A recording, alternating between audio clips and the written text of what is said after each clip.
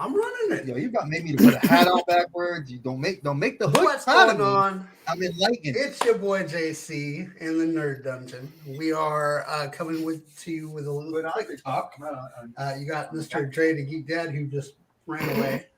Smitty Rock 67, Mr. King Bob.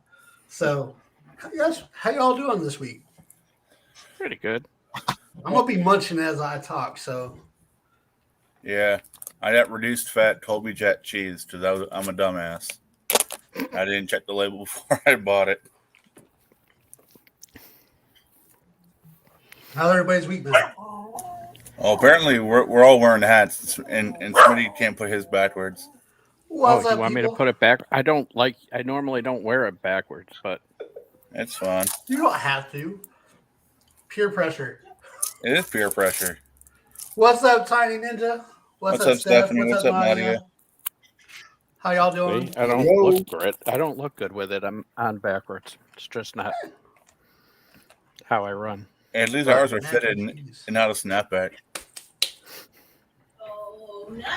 Although I do like the back patch. I have a hat with a Mando patch. This is my AE Dubs hat. So, how was everybody's wrestling week? Like, what's some things that you guys pulled away from wrestling this week? Why? All right. Nothing. I'm gonna address the elephant in the room. Why the hell did they change Walter's name to Gunther? Why did they what? Why did they change Walter's name to Gunther? Oh my god! I didn't think they did. Walter said it last night. I'm no Gunther. Did he? Yeah. Ignore the fact that his the full name, apparently according to the dirt sheets, was linked to some not so good people during a world war. Yeah. Walter? Yeah. Yes, you can. Walter is not Gunther. Yeah. Walter. Yeah, no. Gunther. Which name is linked to Gunther? Gunther. Oh. All right. It was a Gunther Stark or whatever, Stork or whatever. No money otherwise. He was a German U-boat captain. All right.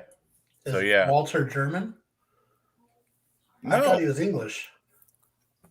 See, Vince don't care because Vince sees an accent or hears an accent, and he's like, "You'd be German, buddy."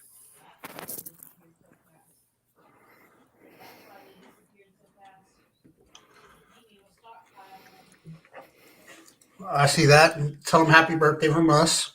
Oh. Nah, they're not ruining. I don't think they're ruining Walter. I think that's happened already. Well, I mean, you did them off of NXT UK and now put them on NXT. That's what I'm talking about. So, not even that. I think they're going to call him up to the big time. I can't wait for him to lose to Braun Breaker. Yeah, but I don't know. And then go up to the main roster and lose to Omos.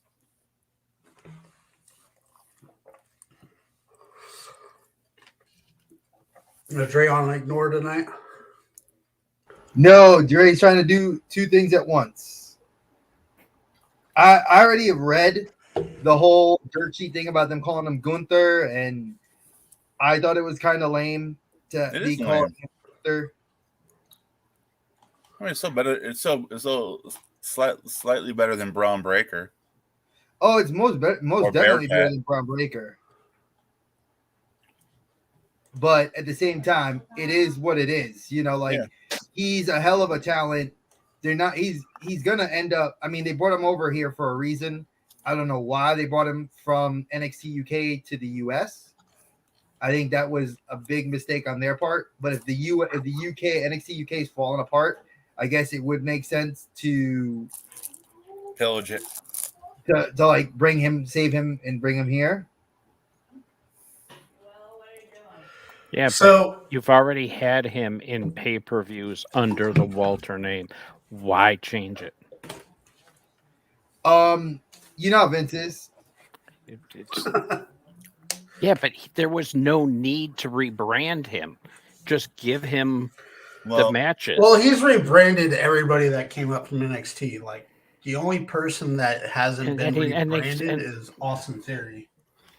Yeah, and they've screwed up most of them. Yeah, that's true. Well, they're gonna keep screwing shit up. That's the whole like sad part of the whole thing.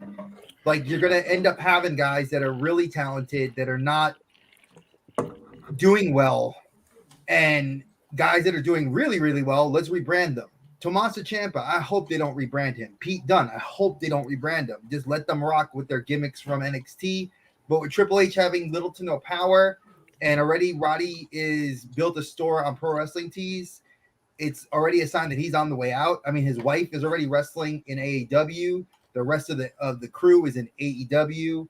It's just at this point, I'm just like, he's AEW bound next, and they're gonna have the whole group together over there, and it'll make sense.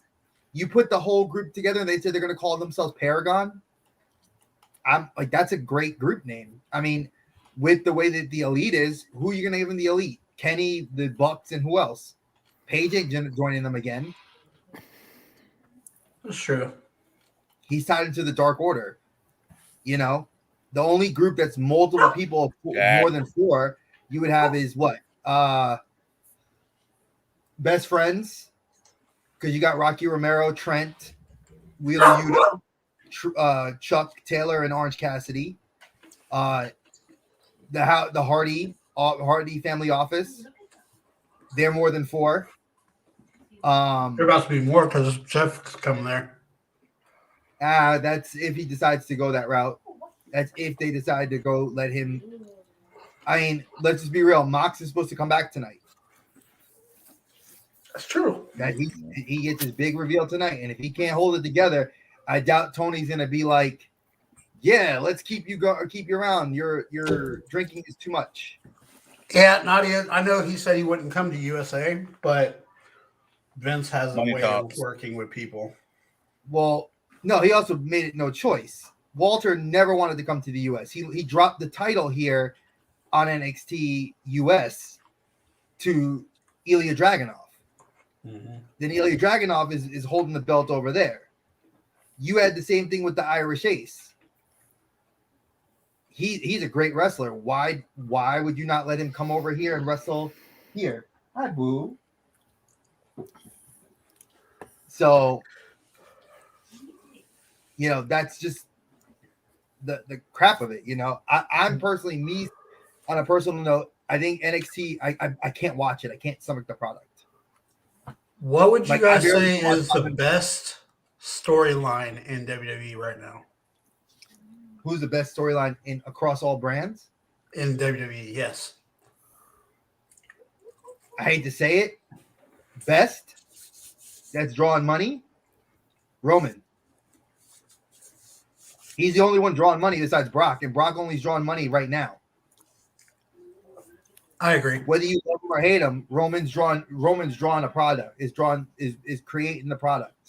And I love Roman's banter with Tama on Instagram and Twitter and all that. Oh yeah. They're great. Oh yeah. I mean, that if they ever do break that wall, then it's going to be, or open the unforgotten door, whatever it's called now. The forbidden door. Yeah. If they ever do, that would be the best matchup ever. Or if Roman decides one day that he doesn't want that life no more. He doesn't want WWE no more. Roman wants to go to Hollywood. He's already expressed interest in going Hollywood. That's why he's sticking with WWE. He can't go Hollywood. He can't even do a decent. He still has issues doing a good promo. Yeah, we're not even you're going to put him in a movie. There's a reason why his role in Fast and Furious 8 was a non-speaking role, or very few words. True. He had a couple stupid looks. Good job. That's for Cena. So true. No, I mean, yeah. He's been in more than that, though. You guys realize that, right? No. He's been in more movies than that. Has he spoken in them yet? Probably not. Which How one? many What movies? was he in How besides many movies? Fast? What movies? Yeah, The what Wrong movie? Missy with David Spade. What? Wrong Missy with David Spade. They weren't like blockbusters. Exactly my point. Okay, his cousin produced every movie he's touched. Is gold, Okay. regardless if it sucks. That's not him. But that's the thing. He wants to follow in those footsteps. Hulk Hogan is a common name to everybody in Hollywood. Same with John Cena and Stone Cold Steve Austin. Why? Yeah, but even Hogan didn't transition Hogan didn't well. even do exactly. Yeah. Hogan Cena didn't do get- it that well either. Well, Bullshit. Cena's had better success than Cena's had a lot better success than Hogan ever did, and Yeah. That's Stone true. Cold more than Stone Cold. The Rock, yeah. Cena, And Stone Cold didn't transition well Batista. either, and he could do a hell of a promo. exactly. Batista And look at did pretty well. Batista. Look at Batista. Batista's about the only one other than Rock that's transitioned well. And Exactly. even early on, a lot of his roles weren't speaking All right. until more recently. Yeah, Steve Although Austin in the movies. I did love Batista as a Bond villain. Yes, I I will did say too. that. I was just saying that. I will He had, say like, that. 2 lines I in the was whole like, movie. I gave him props. I'm like, I love him as the new Bond villain. As Oh the yeah, when he henchman. took the guy and he had the thumbs with the metal on them, and he's just like putting them in the guy's eyes. That was great, Inspector. People slept All on right, him, and I so- loved that he had 2 lines. One line was in French, and it was merde, and that was when Yeah, he but got that hit was- by the train. Right, but So Steve Austin, Stephanie was in The Longest Yard, a movie called The Condemned, where they're all on an island and it was a game. Yeah, I know. There's That Battle was kinda Royale. cool. He was in Grown Ups 2. Yes. He was awesome in that movie, by the way.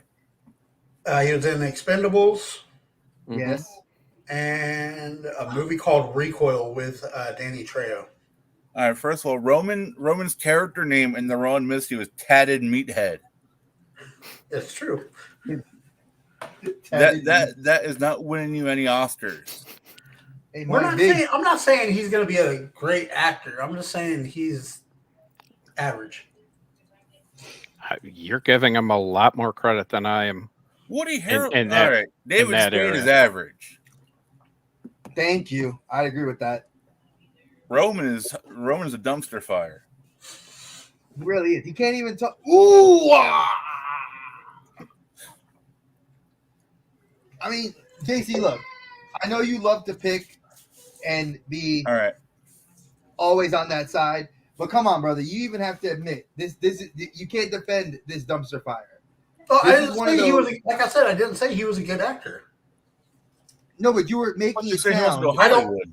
exactly. I You're don't making think it sound he wants to go he's, Hollywood, like- I don't think he deserves to be in Hollywood. No. yeah, but you're But making here's it the sound thing: like is like Hollywood's like a good neither thing. does John Cena, in my opinion. I don't think he's that I- great. of a Cena's actor. been successful.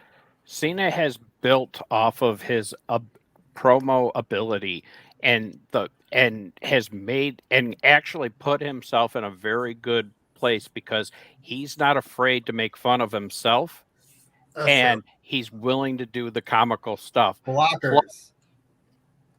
That movie Blockers, he makes so many jokes about himself. Suicide Squad.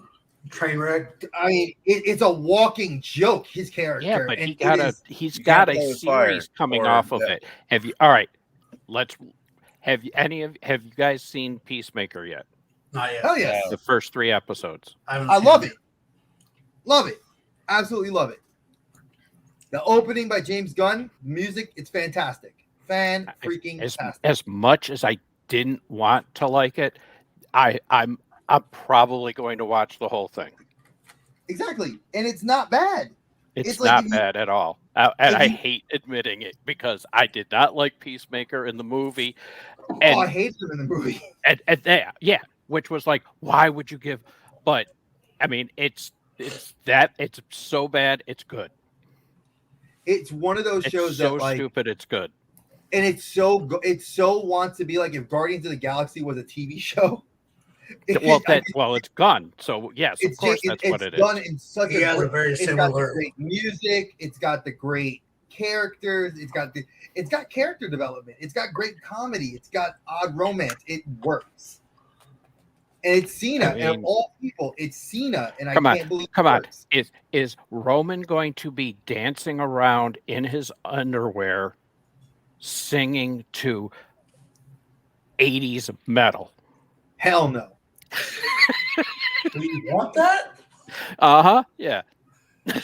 He can't even Go talk. ahead, let Bob. alone- John, all right. John Cena, the wrestler, might be annoying, overhyped, whatever. But in Hollywood, he has the range to play a wide variety of characters. You know, he was play it in. right. Mhm. I mean, from Bumblebee to. That's right. I forgot he was in Bumblebee. But one of my favorites is Playing with Fire. It's like a family kids movie, but it's him and John Leguizamo, and it's awesome. It's really hilarious. I mean Roman, if he can develop a personality and and develop some range, he might. But I mean, That's the other- unfortunately, range is something that you can't really be taught. That's the other thing. Especially on an acting front, you have to be able to walk down the stage and be able to do whatever is asked of you. Roman, suffer and succotash. I mean, see, Brock and Cena both are willing and have the ability to pimp themselves Yeah. and promo their movies, and they'll do all of that. Yeah, I mean, is he going to go on Good Morning America and do that to promote the movie? Come on. Just rub your forearm to see the movie. All right. I'm just saying. I mean, No, he may want it, but what's funny is I don't foresee him having much success there. Triple H is another one who went on to Hollywood. Oh, Lord, He had I no forgot how bad success. he was. He was horrible. The Chaperone, Blade.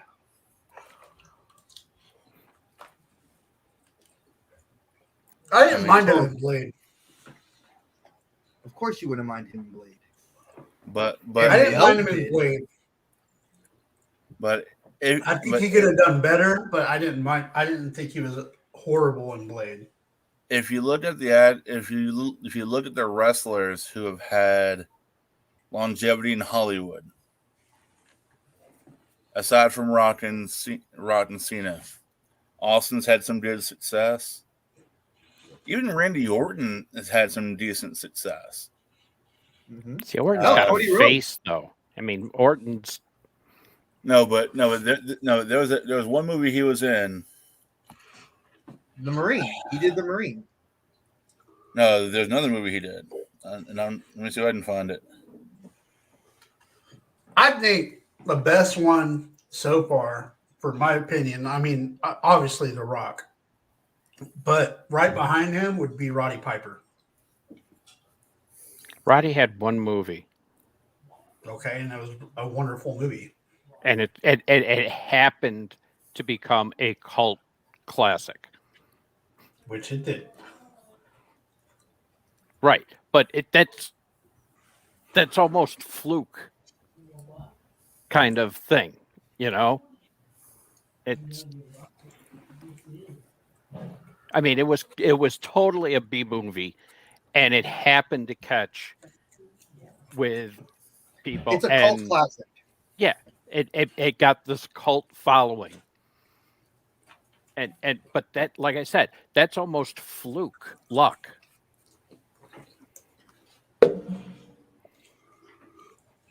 I mean, oh shit. And Liz would kill me for not remembering his name. The announcer from NXT. Which one? Nigel McGuinness, No, Beth Wade Phoenix. Barrett? Wade Barrett? yes, Wade. Was in a movie too. Yeah, Yeah. he tried. He's been in a couple movies. They've been B movies. He was fair in the one of the ones I saw. Which one did you see? I couldn't tell you. I mean, it was a while, yeah. But I didn't think he was terrible in it. I mean, There's been multiple stars, WWE stars that have been in movies. Like when Dean Ambrose was there, he was in the movies. Becky Lynch I has love been them in movies. in 12 rounds 3. Oh yeah, That's what it was. 12 haven't seen it. rounds. But a decent wrestler who's a decent actor too is Rob Van Dam.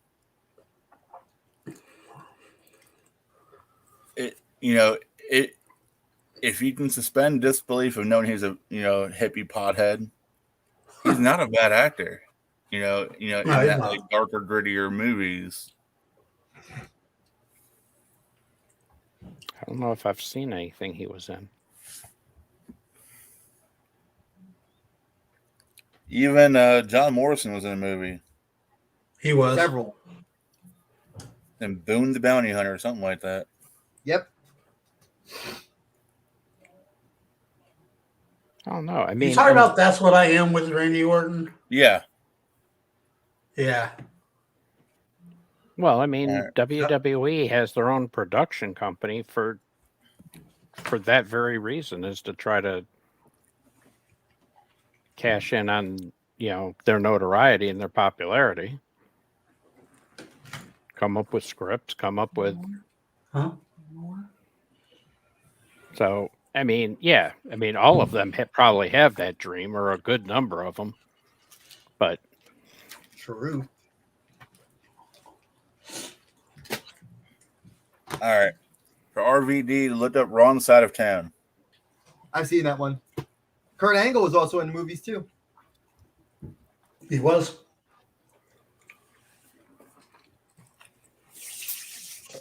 So it's kind of funny because it's got Stormy Daniels and Batista and RVD. Kind of figures. But it's actually a pretty good movie. He hung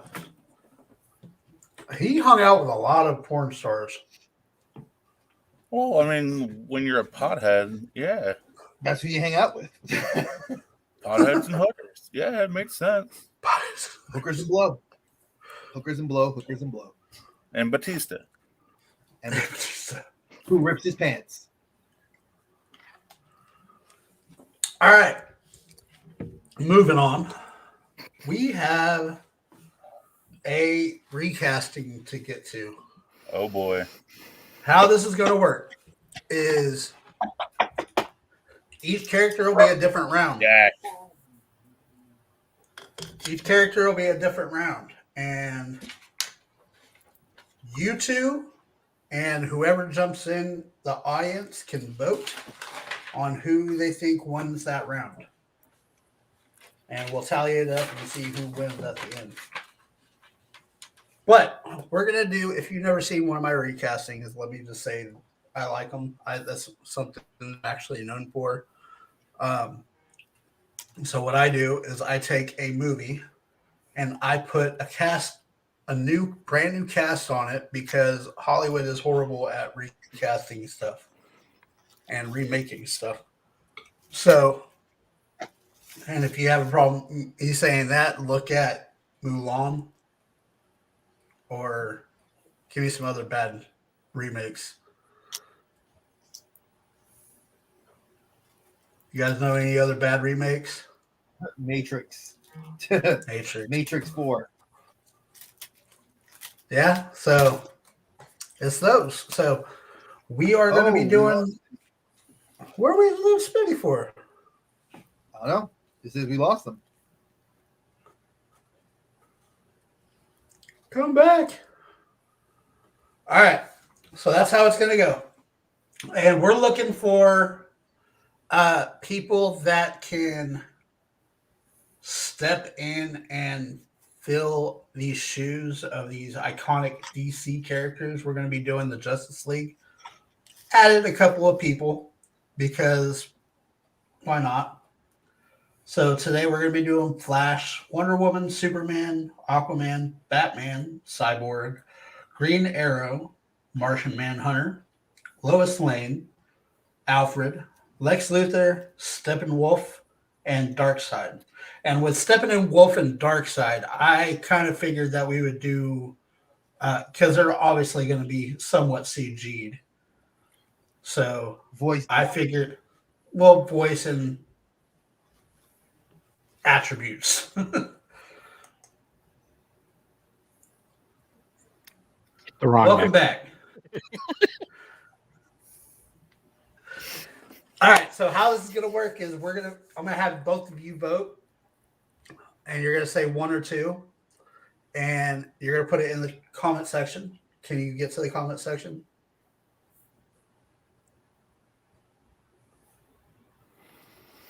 Yeah. Oh. Nadia Tiny Ninja, hey, how's it going? I'm sorry I didn't say hi to y'all. My window was bigger, so I apologize. But what's up? Love you guys for coming in.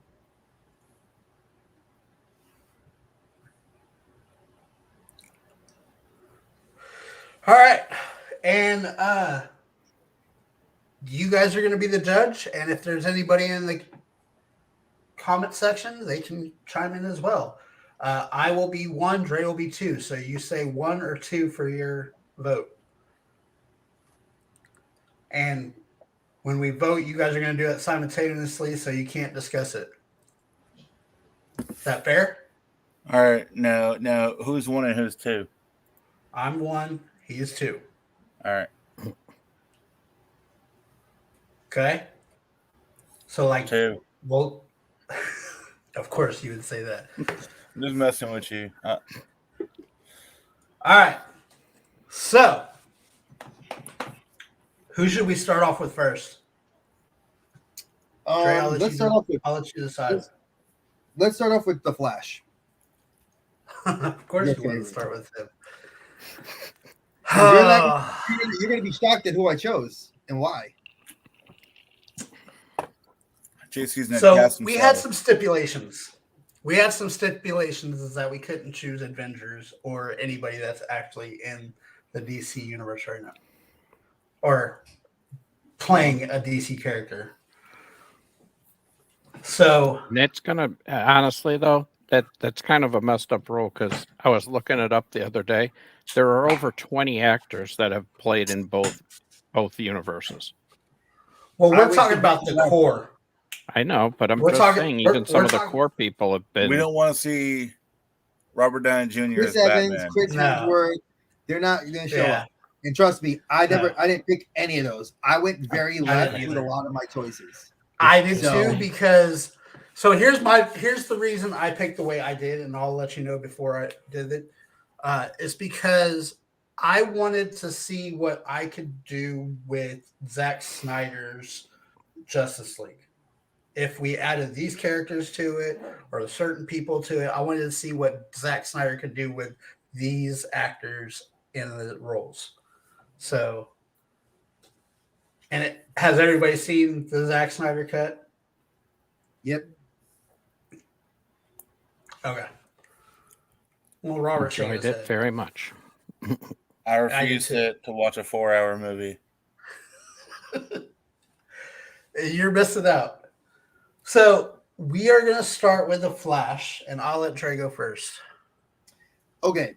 So I'm going to share my screen because I felt like visuals work. As a teacher, I work with visuals, and I'm a visual stimulus kind of person. And I feel if JC's trying to try to win this, I'm going to step up my game a little bit. So I'm going to share my screen. Share screen. All right. And there you guys can go.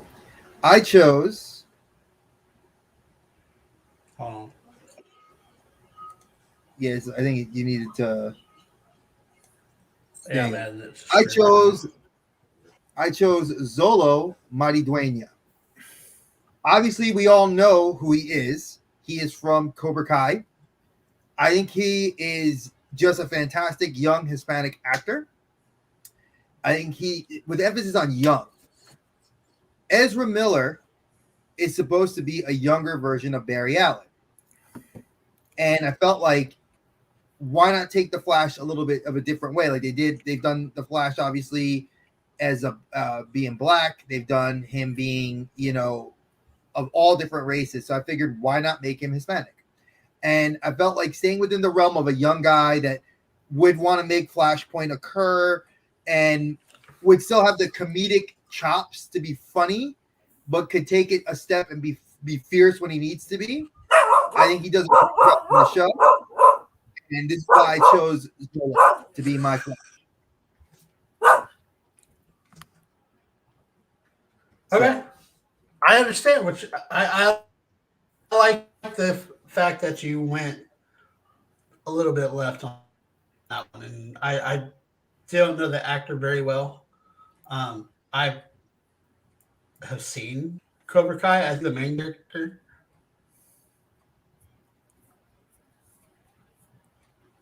Are we I might win lagging by that default bad? because the internet's lagging.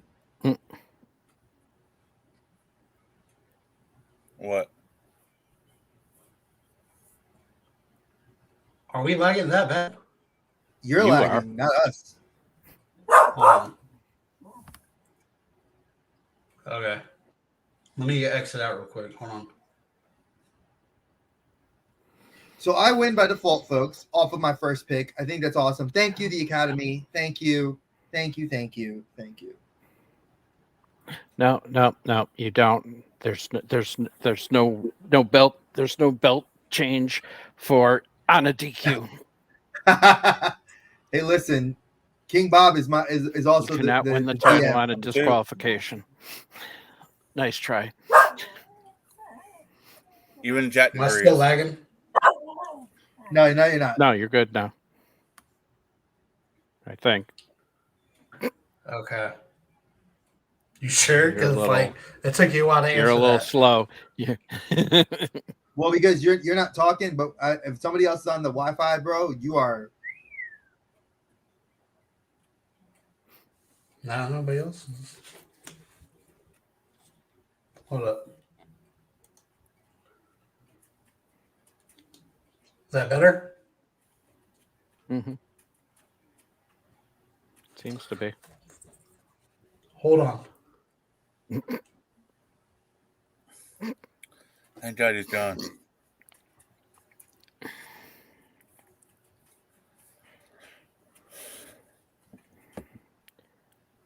So, as we're waiting for JC, I can tell you Dougie is very much looking forward to Monday. Oh, I'm looking forward to it too. I'm excited. I love having this. Has been a hell of a lot of fun doing those Monday toy talks. So You guys have seen the stroll piece he did for Dave's auction coming up, right? yes. He's got a series of those that he's done that he's going to be showing off for some of them for the first time. I mean, he's done some IG posts on a couple of them, but some of them are going to be the first reveal is going to be on our show. Oh wait, that's awesome. I will state this though, and I did not know this, so I just read this. Currently, Zolo is already being chosen to work in the DC extended universe as the Blue Beetle. That'd be cool. So he's already got a role now currently. So I didn't even know that when I picked him. I That's didn't cool. even read it. We're good with that. So I'm just I want Trey. Would you actually share your screen and just look up the people for us they get a visual? Okay, yeah. Because I know if I do it, it's going to go back to what it was. All right, so share screen. He has too many things open. Yeah, because there's like a Wi-Fi. There's a Hulu in there. There's a Hulu over there. There's a Hulu right here. And all right, fucking me over. All right, hold on. So, Zolo, say his name again. Zolo Maridueña. Okay, so Maridueña. I'm going to go with the typical old-fashioned, hands-down, good-looking Flash. He was a nerd. He was, later became superpowered. I'm going with Sam Claflin. Sam who? Claflin. CLAF. CLAF. No, C. You go. L- Clapping? C. Yeah, Sam Claflin. Who the hell is this? So he played in the Hunger Games. Oh, okay. He was. Oh, he is. Yeah. Yeah. So I went with him because the Flash is he's dorky, but he's also charismatic, just like Sam was in the Hunger Games. And he's got the body type to play the Flash.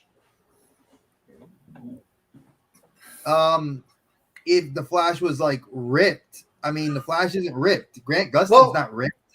Zolo Maridueña is not ripped. If you go based off of that, your logic is flawed because you're saying Well, it depends on which Flash you look at because Barry Allen in the comic books is ripped. Dude, no, he's not. Jay Garrett was ripped. It's true. Yeah, but he's also older. Dawson's dad was makes ripped. sense. So your logic is flawed. All right, whatever. All right, I'm defending what my choice was. I don't think this would be the choice. I agree with this choice as a good one if I was looking for the build, but it's too iconic in my mind. If you're looking to build a new kind of cast, this isn't new. You're giving me Barry Allen from the comic books. I don't want if I'm getting just Kliq from. Okay, Barry Allen from the comic books is worthy. All right.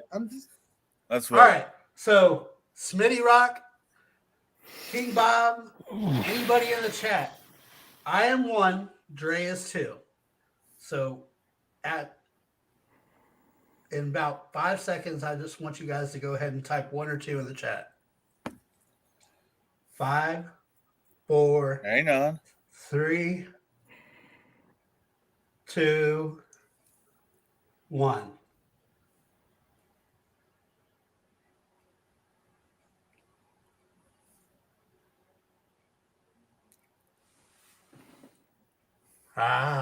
Okay. Wow. Thank you. I didn't realize that mine was so wow. Hey, See, Joseph. there you go. So you guys might not understand. I was 1. The Flash guy. Okay, what was it about those two that it was close. But your guy was just almost a little too old. Yeah. So Dre got him almost. He got a younger because of cast, the age. Yeah. Okay. For me, it's the obviously the ties to Cobra Kai. So he won you over with that. Well. Also, I think Zolo, like Dre said, he has and I said it earlier, the range. He can be the comedic nerdy guy, or he could be the superhero. Oh, JC's is an English actor. He could have been in a lot of stuff we haven't seen. Who? He has been, just from what I looked at, just in the little. Yeah, he's been in quite a bit. I remember him from the Hunger Games. Joseph's got a secret. Joseph, what's the secret? We're in a pausa. What's the secret? We are standing by a wishing well. I don't know. While we wait on his secret, let's go ahead and move to Cyborg. Okay. I'm going to go first, okay? Sure. So, Cyborg is that Vic Stone. Okay. Who's the someone famous? Yeah, who's the someone famous? I'm curious. So, Vic Stone is that athlete / good kid who turns into the Cyborg, and he's badassery. And in the Snyderverse, dude. Oh shit, Terry Silver. Oh, cool. There you go, Robert. He's got the hookup. All right, So Joseph Grohl, I'm going to need you to have him like cut off some of his hair and send it to me. I already have his autograph. so That's awesome, Joseph. that I'm is not cool. jealous or anything. Thank you for letting us know that. But in my universe, like the Zack Snyder verse, he wasn't like the key person like he was in the previous Justice League, but he was important. Like everybody had their important role. And this actor, I believe he deserves an important role like that. And I think that he got screwed over in the role that he had before. So my cyborg is going to be John Boyega. Wow, that's an interesting one. I'm not trying to not write his name, but whew, that's a British Nigerian. You're definitely staying in an Anglophile kind of mood. I mean, yeah, it's all right. Well, then, I mean, Joseph, no, during he's Christmas, Nigerian, like my family, like my dad's father, my great grandfather, my grandfather, they were all Nigerian. So yeah, that's kind of cool. Like, I think that was the best way to portray Cyborg because the athletic background, he was African American in most of the comic series, and he was African American in almost everything he's been in since then, like the cartoons and everything. So I just kept him that way. And John Boyega he is a great actor. If you've ever seen what was that, The Block or something like that. yeah, the movie where it was like in the night right during the civil rights movement. Yeah, where they were in Chicago. Yeah, that was a good movie. I can agree. He's a good actor. He is. I won't disagree with you. But you know, again, where I will disagree is the age of the actors you're looking at. You're keeping actors right at the above 30, which is again not what Hollywood goes for. If Hollywood's looking, they're looking at the only actors that were of older age were the three main. Everybody else was like a younger nobody. But again, this is your choice. I know I went left. Younger with those people. So I went very left. Two of them. You ready for mine? Hold on. What's up, King Bob? I don't know if you're aware of this, but Iron Man was old. So was Cap. Your point, Chris Evans. They're all old. So was and Hollywood went for it for a while there. Again, again, you know, I get where you're coming from. You know, one young, you go young. I get that. I agree. All right, so my cyborg, I went two different routes, and I did this because if I was a director looking at this film, I wanted to go two different ways with it. So I'm going to show the first choice, and it was a female. Right. No, wait. Who did you pick? Who did I pick? You don't. Two choices? No, you don't get. You're putting one choice up against JC. Who's your choice? Well, are they Siamese twins? No. Then you can have first two. off, I like Carey Mulligan though. All right, so if I could explain myself, this is my choice that I made first, and I kept in the movie because Carey Mulligan is my only British actor. She's the only older British actor that I chose, but she's also done roles where she's been an action hero, and she's been like where she doesn't have a whole lot of lines, and it would be a different kind of fit for her. She was in a movie called Promising Young Women that I thought was kind of interesting, and it kind of meshed with my idea of what I would have liked for Cyborg to be, that kind of complex character, and I wanted somebody different to fit the role. And I also felt that there had to be more diversity on the team. I felt like there was it was 4 men or 5 men and a woman. You know, there was no diversity, so I wanted some. Now, obviously, because Hollywood gives you backlash, the other choice I had put, but this is not the one I picked, was his name is, where is it? Devontae Rhodes. Yep, there goes. He's a good one too. Yeah, he would have been. He was the other choice. I said if I had to be safe, that was the one I thought of first. And I said no. At him for a little while. He's an athlete. The guy fits a foot. He was a football player. You can't beat that. He played for the Longhorns for college football. So to me, I was like knee-jerk reaction. I took him, and then I said no. I want diversity. So obviously we strike. So Smitty can get off my ass. I chose Carey Mulligan. Okay. As my role, as the one I would pick. All right. Once again, we bring it to the judges. 5 seconds will allow you to push one or two. Hit it in the comment section if you're in the comments right now. If you're in here watching, vote whether you would like to see as Cyborg. Yeah, I knew that you were going to vote. I knew he was going to vote. I'm okay with that. Carey Mulligan or John Boyega? We have different. Now, I like this because I like doing it with people that are argumentative, like Dre, and I mean that in the sincerest way, because I like seeing other people's perspectives on things, and to do a Carey Mulligan like that, I like that pick. So, I like your pick. It's not like I dislike your pick. I thought your pick was perfect in your mindset that if you were the director and picking the cast and the producer, I think that was a good choice. But like I was going more for a diversity pick than I was going for the perfect fit or the safe pick, I should say. And what I'm doing is meshing the winners of both of each round together. So you got Zolo and John Boyega. That'd be cool. Okay. All right. So what did you like about that pick?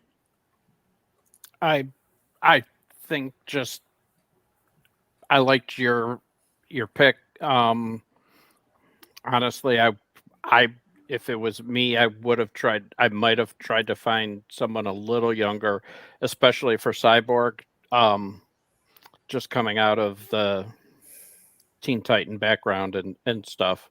I agree. I was looking at somebody, but they passed away, and he would have been the perfect one because he played it. I think he played it in Smallville. The same guy that played Smallville. Oh yeah, the kid that was the best friend. Yeah. But I could see him in that role though. Your pick. But like I was saying, I'd like to see him get a better role than what he got. He got screwed over in Star Wars. So all right, Dre, where are we at? Batman, and we're 1-1. So I'm gonna go with Batman, and this is my choice. I went again very left with a reason why I went left, and I went with Henry Golding. Batman's supposed to be, so I chose him one because Snake Eyes was a terrible movie, but the other stuff he's done in the past worked for what he would be doing, and he was set up for that level of kind of snarky, street smart. I could see him having money and being a little bit more debonair, as you can see in this picture, like right here. I feel like this is like one of the more perfect shots of him that's like dressed like as like a Bruce Wayne character, like I would see him dressed up in that shirt going to a nightclub with a model on his arm. I wanted to have somebody that was not super young, but also not super old, that was still fit and would fit with the whole concept of Batman being a ninja trained in the martial arts, not being a Bruce Wayne of mixed race. I thought would be kind of cool. Again, I went for something that would appeal more for me and what I thought would appeal to other people. Because when I showed this list to some of my friends, they were like, yeah, I like those choices. So this is one I kind of thought a little bit went very left on, and I thought it would work for that Bruce Wayne.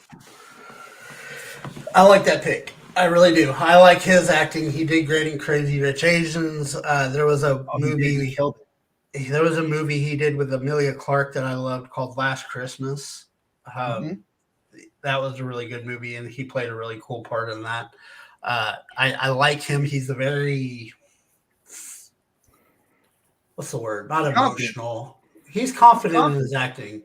He is, He's and comfortable too. and he's got a lot of emotion in his acting, which is kind of cool because you don't really see that in a Batman lately, and like especially don't. with you need some emotion because the last one that had emotion was Christian Bale, and No. Bale had the like, where is she?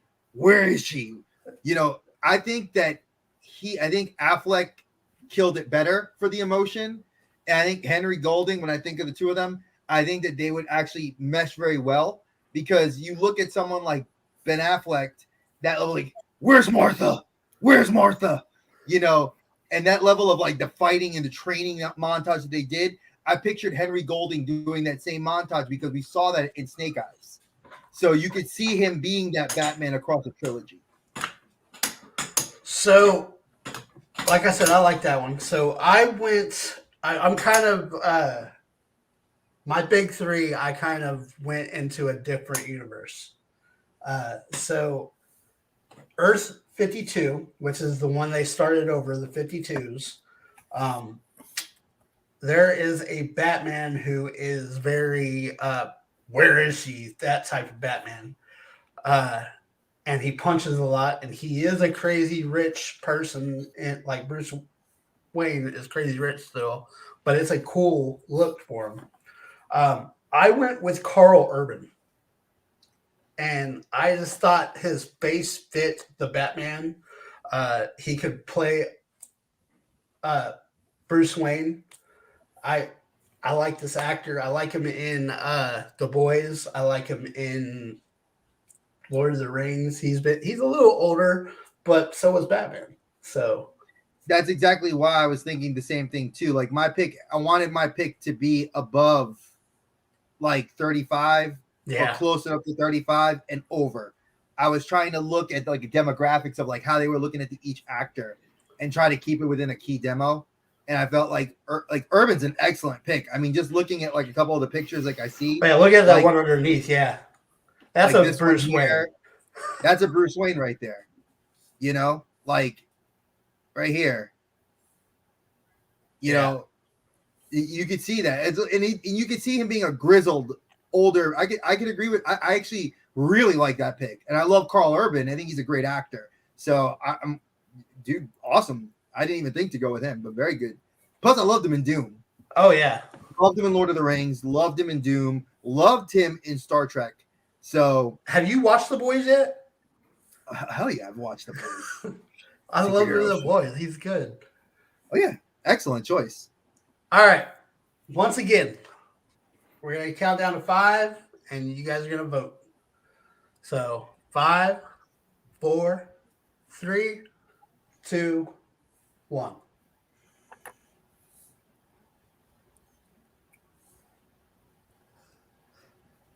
Ah, okay. That was our first tie. Unless somebody else votes. Is Joseph voting on this one? I don't know. We'll see. They're watching AEW, so they might be switching back and forth. As right now, it's a tie. So, King Bob, why did you vote Dre? I mean, the Batman, we've been there, done that with the grizzled, a little bit older white male. So I kind of like the different, and also seeing looking at the pictures Dre showed of him, I could see him being that man about town, that almost like the Val Kilmer kind of Batman. But it's funny because that's exactly what I was picturing in my head, Bob. That's exactly what I pictured in my head. Because I mean, Keaton was that grizzled, and then Val, his Batman was a little bit darker, but the Bruce was out there and just like, he'd be just doing this, so yeah, a little change doesn't hurt. All right, Smitty. Dre had me thinking, but your pick. I mean, I'm sorry. Yeah. Vaco, Bones, Rider of Rohan. You can't beat him.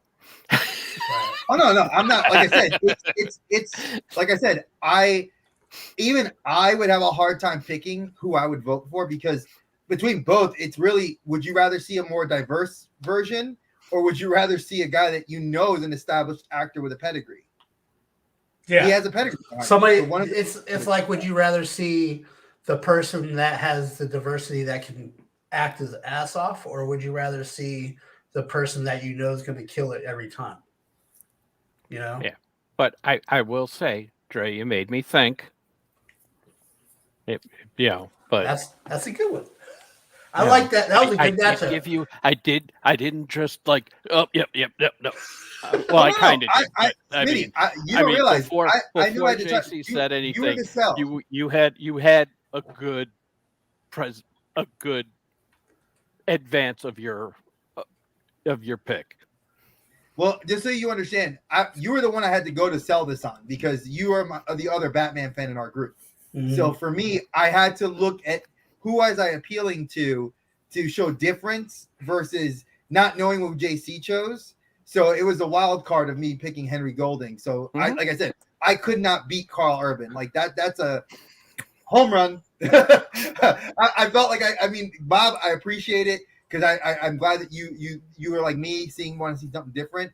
But damn, that is a hell of a pick. All right, I'm gonna let you guys pick this one. Who should we do Superman, next? Wonder Woman, Lois Lane, Alfred, Lex Luthor, Steppenwolf, Darkseid, Green Arrow, and Martian Manhunter. Martian Manhunter. All right, JC, you'd be first. All right. So I kind of scoured for this one. I really did. I looked all over for a Martian Manhunter. I know the way he was portrayed in Supergirl. Didn't really care for that one. But I went with an actor named Peter Mensah. He is Mensah. Yeah, that's got it. He was in the 300. He was Xerxes. Yeah. This dude's badass. Like, all the way around badass.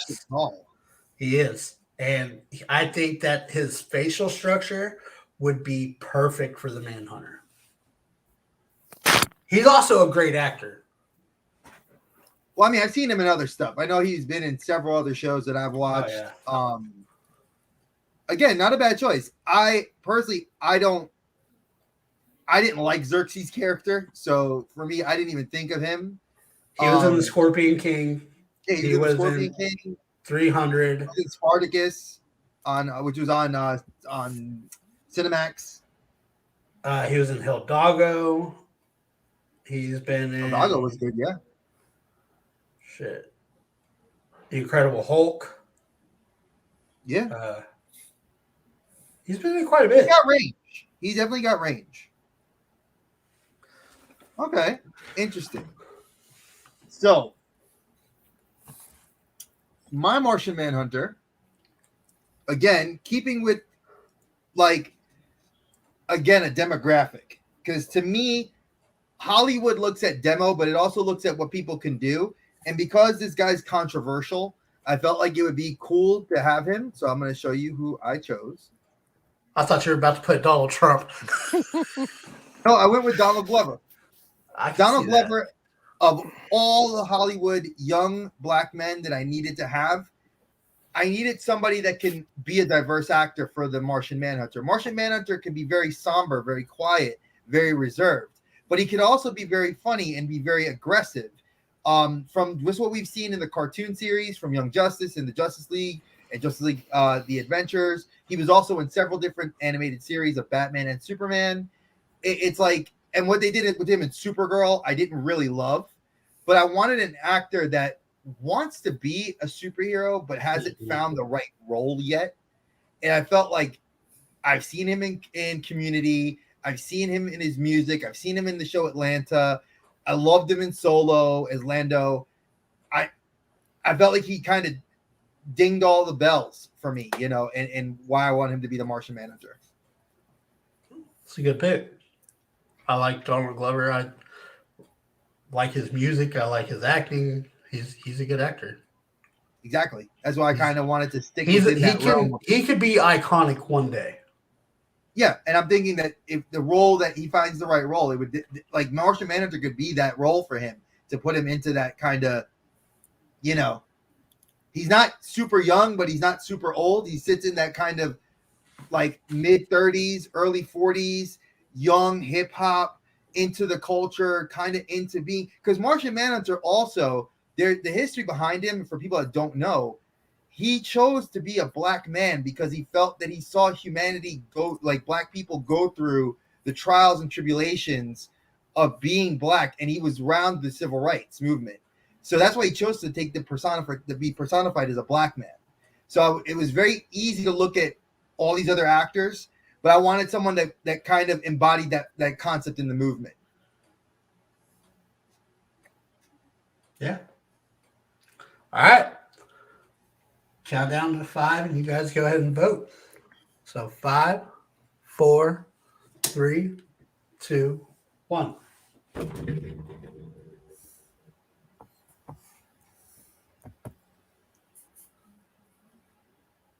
Tie again. Damn. Unless somebody else comes in. That's all right, though. I mean, I like these ties because they're good ties. I'm cool with tying against Donald Glover. Yeah, I mean, I wouldn't have thought the Vic Xerxes. So that was a very cool, like, stretch. I felt he's a little too tall, though, as an actor for it. And I felt that British accent bothers me. I thought about the same thing you did with the whole he chose to be a black man, just like in Spartacus, he was fighting for his freedom as well. So I thought about something like that. For me, it was that stature, though. He has that presence that pushed me over to him versus, I mean, I liked what you were saying, and I am a Donald Glover fan, so, but I was like, yeah, it was just the almost like that silent, imposing kind of stature that got me. All right, Robert. Like I said, going with the cast that I have in my head from all the wins up until then, I think Donald has it. He has again the range to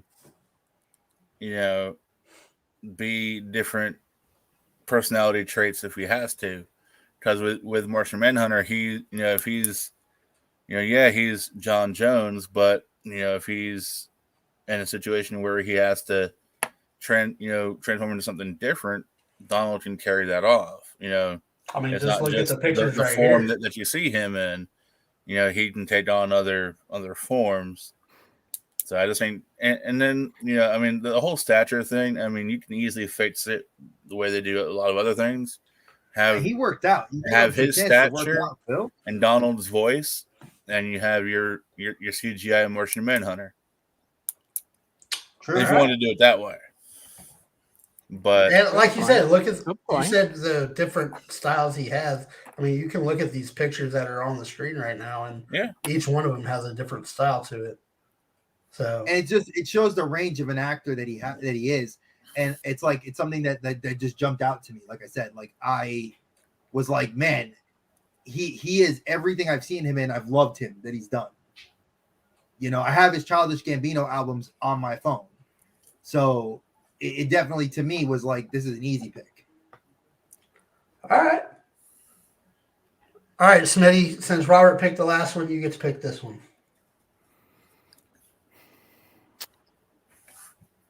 Let's go with Lex. Ooh, Lex Luthor. Dre, you're first. Okay. Well, I feel like this is where I'm going to give myself away, and this is kind of like my ace in the hole. I wanted somebody that my friend calls me the brown Lex Luthor, and there was not that many good Hispanic men I could find to fit the role. But then I found when I went back in time to the 70s and the 80s, that Lex Luthor was Gene Hackman, and Gene Hackman was great. Then I looked at Smallville, and Smallville was, I mean, just fantastic. Michael Rosenbaum. I mean, I've met Michael Rosenbaum, so it's like I was like, wow, this is easy, right? So my Lex Luthor. I'm just waiting for the day with the one that we both have in common. Ooh, James Spader. I like it. James Spader Ooh. killed it as Ultron. He kills it in The Blacklist. He is just a fantastic actor. I love his voice. I think he, as an older man, Lex Luthor's supposed to be this crotchety, angry, brilliant man, but he's also he's charismatic. And I think James Spader, everything I see him in, it's that voice that gets you. You know, it's like, you know, humanity always has and will have an opportunity to thrive. You know, when he was talking as Ultron, and that's just a voice behind the CG. Here you got him as just all the various roles that he's been in. I mean, hands down, he was my choice. I mean, I actually really like that one. I seen that and I was like, damn, he looks like an old school Lex Luthor. Oh, dude, I told you he was. I felt like I had two trump cards. This is one of them. He was The like Gene Hackman. He has that Gene Hackman look, but I'm not going Gene Hackman's Lex Luthor. I'm going with a more devious Dark Horse Comics Lex Luthor. As long as it's not Jesse Eisenberg, we're good. It's not Jesse Eisenberg. So I went with somebody that plays a bad guy very well. He plays an intelligent man very well, which Lex is both. He can rock his baldness very well. Danny DeVito. Listen, I know it's me, but you can't pick me. I'm sorry. Yeah. I went with Mark Strong because I think that he is always devious looking. He's a British actor. Yeah. The British actors kick ass. He's just a great actor all around. Like Kingsman, he was in Kick Ass. He's just, to me. Yeah, but I can also call that he was already in a DC movie because he was the villain inside of Shazam. I didn't see Shazam. I'm just saying he was. I was just saying he was the villain in Shazam. I didn't think. I mean, I'm not arguing any points. I'm just merely stating that he was Shazam in the villain in Shazam. I forgot about that. I didn't see Shazam, so I didn't realize that. Because we weren't supposed to be able to pick people that were in movies. So I mean, I'm going to allow it because I think it's a good choice. But he was already in a DC movie and played a major villain. Okay, so if that's the case, I can change my pick if you want me to. No. I'm allowing it. I'm allowing it. I'm just saying that if you didn't know that, like when I didn't know that that Zolo was being picked for Blue Beetle, that's cool. Like I had no clue. Like I hadn't watched Shazam yet, but I feel bad for not watching it now. Yeah, he does. I love him as the villain in there is not great, but you can't be mad at him. And it even tells you there, the third pick, it says DC Shazam movie eyes. Yeah, because he gets the eye in the movie. Check it out. It's on HBO Max. I'll check it out. All right, so you have your two choices. Timothy Oliphant would have been a really good one too. I agree, Rob. So we're gonna do it from 5 second countdown. So we'll go 5, 4, 3, 2, 1.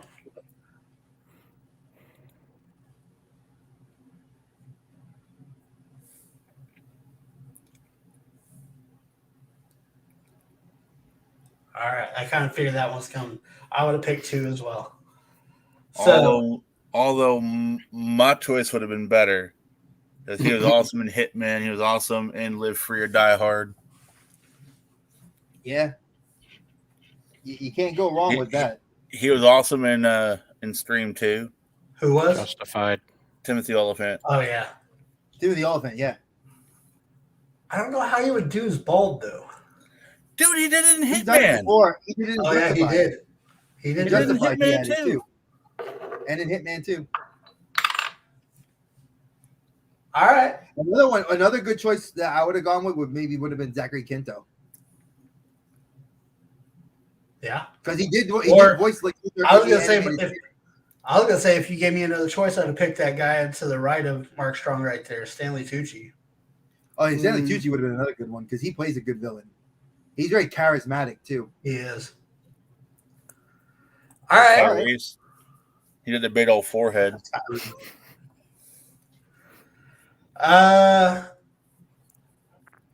Dre, you get to pick this one. All right. Let's go with Lois Lane. Fuck. Roman Reigns. All right. So Lois is a beauty. She's Superman's girl. And in Earth 52, which I told you guys I was sticking with, she has short hair and she has a very thin body set.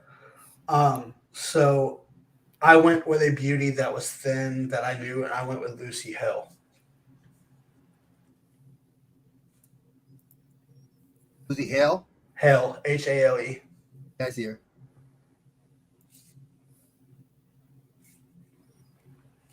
So I picked her because she's going to match well with my Superman.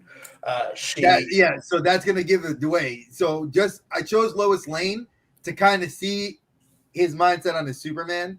This is kind of a chess game in my mind. So I went with the Earth 52 Superman, but I needed somebody to fit Lois's figure. I needed somebody to fit Lois's acting skills because the original Superman, Lois, was very one set mind. She was very punctual about everything, and she was her own woman. Lucy Hale plays that in every movie she does. So I like Lucy Hale. Interesting. Okay.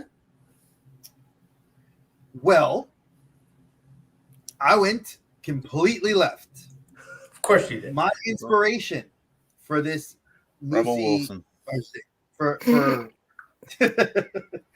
my idea of Lois Lane is more from Lois and Superman, the new show on the CW. Mm-hmm. I always thought of Margot Kidder. Margot Kidder was not a good looker in the 70s and 80s. I mean, you had obviously Christopher Reeves, who was a good looking man, and Lois Lane was a little bit older than him.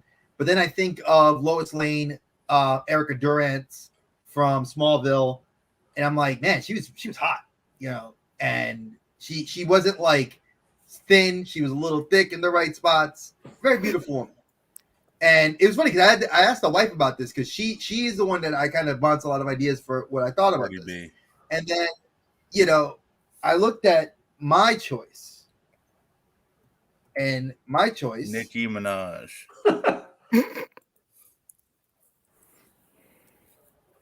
Stephanie Beatrice. Ooh, I like her. Okay. She's from Brooklyn Nine-Nine. Yeah. She's the voice of the main character in Encanto. She is been in she sings in obviously in The Heights. She is well versed, but I love her being a character that's bold, that can be different, and she's shown her acting chops for me. And I felt like I wanted a strong Latina that needed to fit this role, and I was like, I wanted her. I find her attractive. She doesn't fit the typical skinny little girl that's got to be Lucy. That's got to be not Lucy Hale, but got to be Lois Lane. Lois Lane is a thick mom that had 2 kids in Lois and Superman, and she looks fucking hot. And I felt like Erica Durant was hot, so this is what was my mindset for my choice. I like her, and she matches my Superman. I was gonna say I like her, and she probably does match your Superman. I can't get past her in Brooklyn Nine-Nine where she's an asshole. Honestly, well, that's Lois Lane. Lois Lane's an asshole, and that's why it fit perfect. But yeah, I like the actress. I like her. I like her character. So yeah. So we'll do another countdown. Say 5, 4, 3, 2, 1. all right. Wow. Okay. All right, I want to know, why would you guys go with Stephanie Beatrice? She's hot. Okay, Sorry. Bob, did I not? Now, Bob, she fits the 3 Bs. Beauties, brains, and boobs. Yeah. All right, Smitty, your rationale. I've seen her. I've just seen her in where I haven't necessarily seen the other one. And Yeah, same here. she kind of fits. She fits closer to, how am I going to say that? The Terry Hatcher, Lois and Clark Thank you. model. Yeah, where's Dean Cain at? Yeah, no disrespect, honestly, to anybody that loves Terry Hatcher. I thought she was gorgeous too, but I felt like that was what inspired me to get to where my Lois Lane was.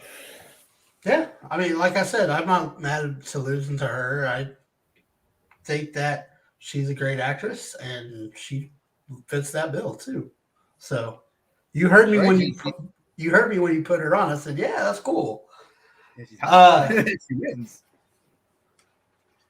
Just so Right, you know, just so you guys know, if you've ever seen Pretty Little Liars, that's where Lucy Hale's from. I knew that. I've never watched Pretty Little Liars. Sorry. Yeah. Hey.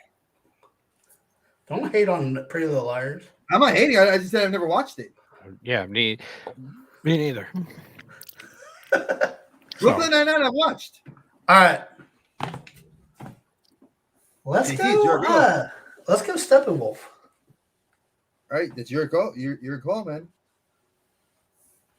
No, that's your first. Oh, you want me to go? Okay. Yeah, just your first. Obviously we have to go with since he's 99.99999% CGI. I had to go with a voice, and I needed a voice of an actor that, for me, screams like dominance in his role, Matthew Lillard, and power in whatever he does. And I'm gonna do it like this. So James Earl it's not Jones. Matthew Lillard. Oh, fun. I was He's close. too old. He's too old. You can't have him. He's too old. Okay, it's a voiceover role. I'm kidding. So for me, Patrick Stewart, I've loved him as Jean-Luc Picard. He's only played a villain 3 times in his career. Locutus of Borg in Star Trek. He played a villain in Toy Soldiers with our boy from The Hobbit, Sean Austin. And I forgot the other movie that he was in that he played a villain as well. But it's like his voice, just when you hear him talk, it's a commanding presence. And I feel like that's who I want to be the general of Darkseid's army. Okay. I kind of stepped away from CG. Do me a favor. First off, do me a favor and look up Earth 27's Steppenwolf. I thought you were sticking with Earth 52. I know. That. So this guy, Jai Courtney? huh? Jay You Courtney? say it looked like Carl Urban. I kind of thought that at first when I was picking him. I picked him first because I was looking for the villains before I got to the heroes. And Steppenwolf, this Steppenwolf is a bounty hunter, and he works for Darkseid. And there's a bunch of bounty hunters that work for Darkseid in these comic books. I picked actor to play this Steppenwolf, which is that one as well. So I went with Ricky Whittle. And if you guys have ever Matt Riddle, what? Ricky Bobby? Ricky Whittle. Oh, Not Little, Whittle. He was, if you guys ever seen American Gods, he was the main character. And Oh, so I- you literally you went more literal as in building the guy to wear a costume than CGI. Again, I followed the rules. I feel like you're going outside the rules. The rules I didn't go weren't outside the rules. I went to with the left. CGI. Steppenwolf was CGI. No, So was Darkseid. right. Just let They him were have both it. dark. Hey, You can have it. I'm just saying I didn't think costume. I was thinking CGI because that's what Zack Snyder's JL was. if you want to The train two him main into villains- CGI, he'd be CGI because he has an iconic voice as well in American Gods. Man, who would look at his voice? If I brought my wife downstairs, they'd be and your wife came in here, his girlfriend came in here, they'd all look at the same thing, looking at his abs and his face. They ain't gonna give two shits about what he's talking Right. about. Please. He still picked the wrong guy to play the part. Okay. I would have done with Jay Courtney. Yeah. Yeah, Jay I Courtney like would have Jay been a good Courtney. choice too. I like him too. Because when Jay pulled the picture up, and I can barely see the first picture that he pulled up for Steppenwolf, but I immediately All right, saw it was I'll Jay get another Courtney. one.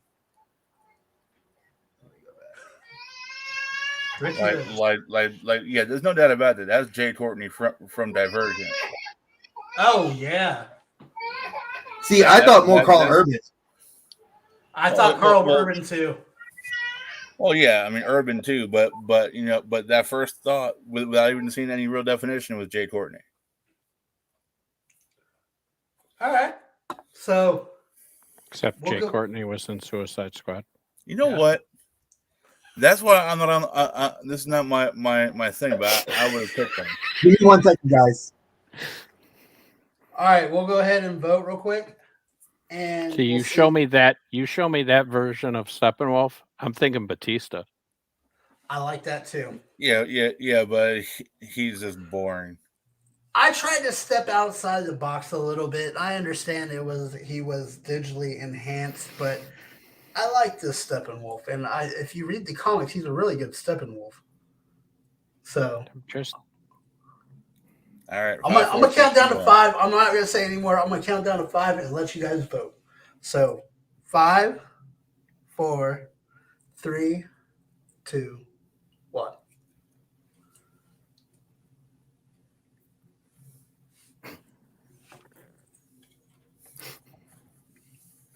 It's a tie again. It's Patrick Stewart. I would love to hear his voice. I don't. He's not ominous enough to be. I mean, all right. I understand what Joy's saying. Yes, he has a very distinct voice, but it's more cultured. It's more. It's not. All right. If he had said James Earl Jones, I would have been all right, JC. I'm sorry, but if he's going Honestly, voice, that's a voice that can pull off ominous. Voice wise, I would pull from the DC universe, CW. My buddy, who voices Gorilla Grodd. You can't say his voice isn't ominous. He's friggin' Gorilla Grodd, for God's sakes. Yeah. Oh yeah, that guy's voice is great. So it was a tie. It was a Yeah. tie. All right, cool. And ties aren't I think bad in Patrick this. Stewart I mean, was come better. on. Oh, no, I mean, I you guys think are it's making good. I mean, you guys are Actually, putting awesome. forth good This is probably one of thoughts the and good funner ones. ideas. I think this is probably one of the. Yeah, Not to like I say- was saying, I don't think Stewart's voice, as iconic as it is menacing enough to be. But Steppenwolf was not that menacing to me. To me, the menace was Darkseid. Well, that's another level of menace. All right. True. Moving on. Robert, you pick our next one. Green Arrow. All right. Ooh, perfect. And I'm first. Yeah, you are. So, do you guys realize how long I've been wanting to see Charlie Hunnam as Green Arrow? But I didn't go Charlie Hunnam. I know he would have been a great Green Arrow with the Sons of Anarchy vibes, the blonde goatee, the blonde hair. But I wanted to stay younger with Green Arrow on this one. And I wanted somebody similar fashion but somebody that could last. Here's what I did: is when I did this league, I wanted my actors to be able to last for multiple movies, just like the Avengers lasted for all their movies. I want DC to have a similar vibe. And when I was putting all these people together, I was like, okay, will they be in the next movie? And I got to find somebody that's in show after show after season after season after season. While Charlie Hunnam he's getting older. So I went with Decray Montgomery. So what? Decray Montgomery. It's DEAR or E, not Y. We'll see. We'll just see. It'll autocorrect me. Oh, you went with the dude from Stranger Things. I did. Oh, you just said Billy. He was also Yeah, Jason in Power Rangers. He's one of those guys that can keep going. I could see him as Green Arrow, maybe a younger Green Arrow. See something. Well, I mean, he kind of has that like baby ML look to him. I just want to see how old he is. 1994. 27. That is way too young. Way too young for me. I see your choice, and I'm gonna go 100%. You said it on the dot, and I'm gonna say 100% the reason why. Everybody wants to see Charlie Hunnam. He fits the look. He does. He fits the look 100%. He's the right age for an Oliver Queen. 41 is not old. I'm 43. That is like the perfect age. He's in great shape. Stephen Amell did Arrow for 8 years, and he did it well into being his late 30s, early 40s. So following that line. My Justice League, just so you guys know, my Justice League is a lot younger than Batman. The rest of them are younger. And when you look at Green Arrow, is an established vigilante that later joins the Justice League. He's not a young guy that joins it. Technically, how old would Red Arrow be? 15? Arsenal's supposed to be an angsty 20, like mid 20s, because he's gone through some shit in his childhood and in his teens to make him an angry 20 something year old. Hunneman fits the bill of a guy that's gone through college, went to business school, went into the business, didn't want to do it, did the drugs, had the women, had the money, and then screwed up, got locked on an island, and went through all that training, much like Amel's character did, because Amel's character was in his early 30s when he did that. So Hunneman looks good for 41. Yeah. And I think he fits the bill of a clean cut, young Oliver Queen to the grizzled Oliver Queen that is the Arrow. And it matches well with my Batman, because I don't want him much older than Batman, because in the comic books, they're not much older than each other. They both went to school with each other. They both pass each other in the night. So keeping them within about a 5 to 7 year age group or age range makes it make sense for their characters to even meet in a Justice League movie. See, I did that with Superman because the Smallville references, and Green Arrow and Smallville was the same age as Superman. So that actor would have been another good choice too, because he was actually pretty good. Yeah, he was. So I guess you guys can vote and see what you guys think. So we'll vote in 5, 4, 3, 2, 1.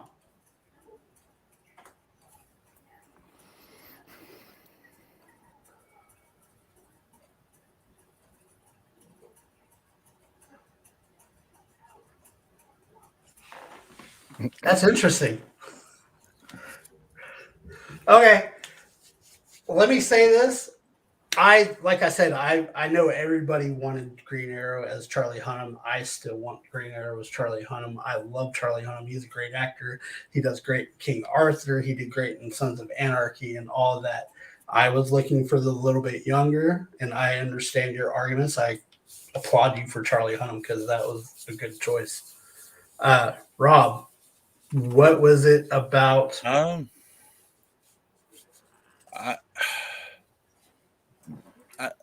I think Billy, or when you see Billy on Stranger Things, he's that kind of like rough, rough around the edges, but still, he's a partier, the fighter, the scrapper. I think he did. You polish that up, and that's Oliver. You put a suit and tie on him instead of that, jean jacket and the hot rod. That's Oliver. Yeah. I mean, obviously, Charlie is the one everyone wants, but I think JC's pick could be the one we need. I like that. Yeah. So, yeah, I mean, obviously, Charlie would be a good pick to watch, but I think, for longevity's sake, I think he could handle it. All right, Smitty. Yeah, they were both strong. I just went with the one I thought fit. How do I want to say it? The stereotype. Fit the bill better. Yeah. Honestly, here's where I would agree with you guys, and here's where I disagree for Dacre being the main, being like Green Arrow. I could see Dacre being Arsenal. I could too. He could be Arsenal to Charlie Hunnam's Green Arrow. And that's, I could agree with that. I cannot see Dacre as being an older Green Arrow and being Green Arrow, and because Green Arrow has years behind him. You got to remember, Batman has years behind him. Green Arrow has years behind him. So you have to think in that mindset of the guy has to be a little bit older. And that's rare that you can find a young white guy that's not that well known that would fit the bill. You can't put Matt Damon in this role. No. It just everybody has said Charlie Hunnam since Sons of Anarchy. It's been like rumored that Warner Brothers has always had an interest in him, and it's kind of low key been on the on the DL that he's been that number one choice. So that's why I could see. But I also understand, and that's why I strayed away from him, because he is that number one choice for Hollywood, and I try to stay away from Hollywood and try to go with different if choices. You're going younger, like you're saying, based on your Justice League, I can understand. Okay. All right. So All right. Fitting your criteria, Dre. What about Gosling? I think he could have done it too. No. I think he's got a pedigree behind him. I think he would have to step out of, like, I know he doesn't like to talk a whole lot, and Oliver has like that, like, you failed this city, like he has to. I think Hunnam does better because he has that gritty kind of fit to him. Yeah, but Gosling has the physical. Like, I could see Ryan Gosling doing Arsenal because he's a little bit younger than Hunnam. I don't think I could see him doing Green Arrow. And I'm biased. I can see a shaved. You're biased. Yeah, I was about to say your bias is showing on this. Maybe a shaved. Maybe a shaved Ryan Gosling, because like right now he's like looks like Hunnam. Yeah, so. Maybe. I have to think about it, but I was just throwing I was thinking who else could fit that kind of look. Tough. There really isn't a whole lot of guys that you could pick. It was like, I looked. I spent time putting my list Ryan together. Gosling could never be my Green Arrow because he was such a weak cornerback, and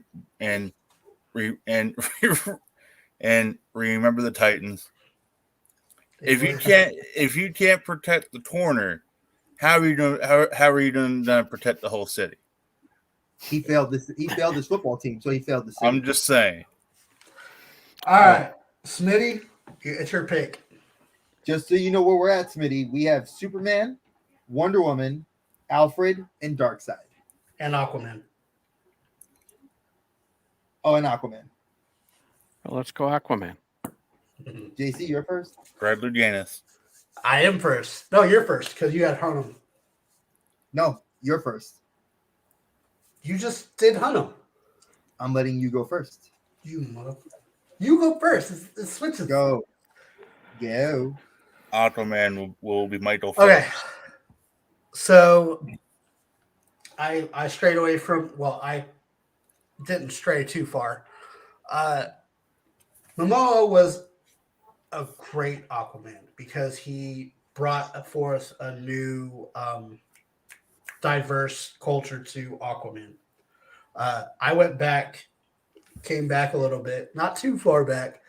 I went with another different culture, but he is white. He's got that grizzled look and the hair just like Momoa does, just like the Arthur Curry and some of the more updated DC comics. I went with Alexander Ludwig. Alexander Ludwig was Bjorn Ironside on Vikings.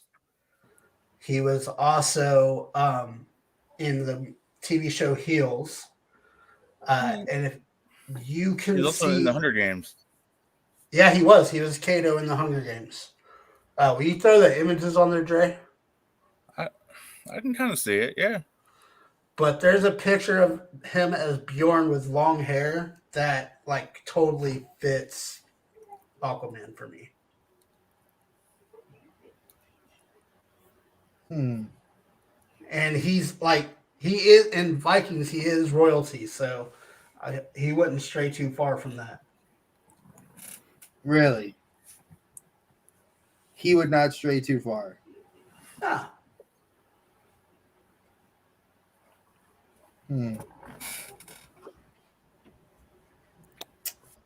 Well, I could see him as the short-haired version. Yes. I was talking about a long one. Well, I'm going to go very common on this one, and people are going to make fun of me for it. But I kept within the family. Ah. What about Black Adam? You just talked to me about Shazam. I know, but I also let you have it. Okay, I'll let you have this one. The reason I chose this one was because we jokingly said about picturing Maui with the hair and the tattoos, and I was like, if I had to recast him, I wouldn't mind Arthur Curry being, and I feel like The Rock would make fun of himself.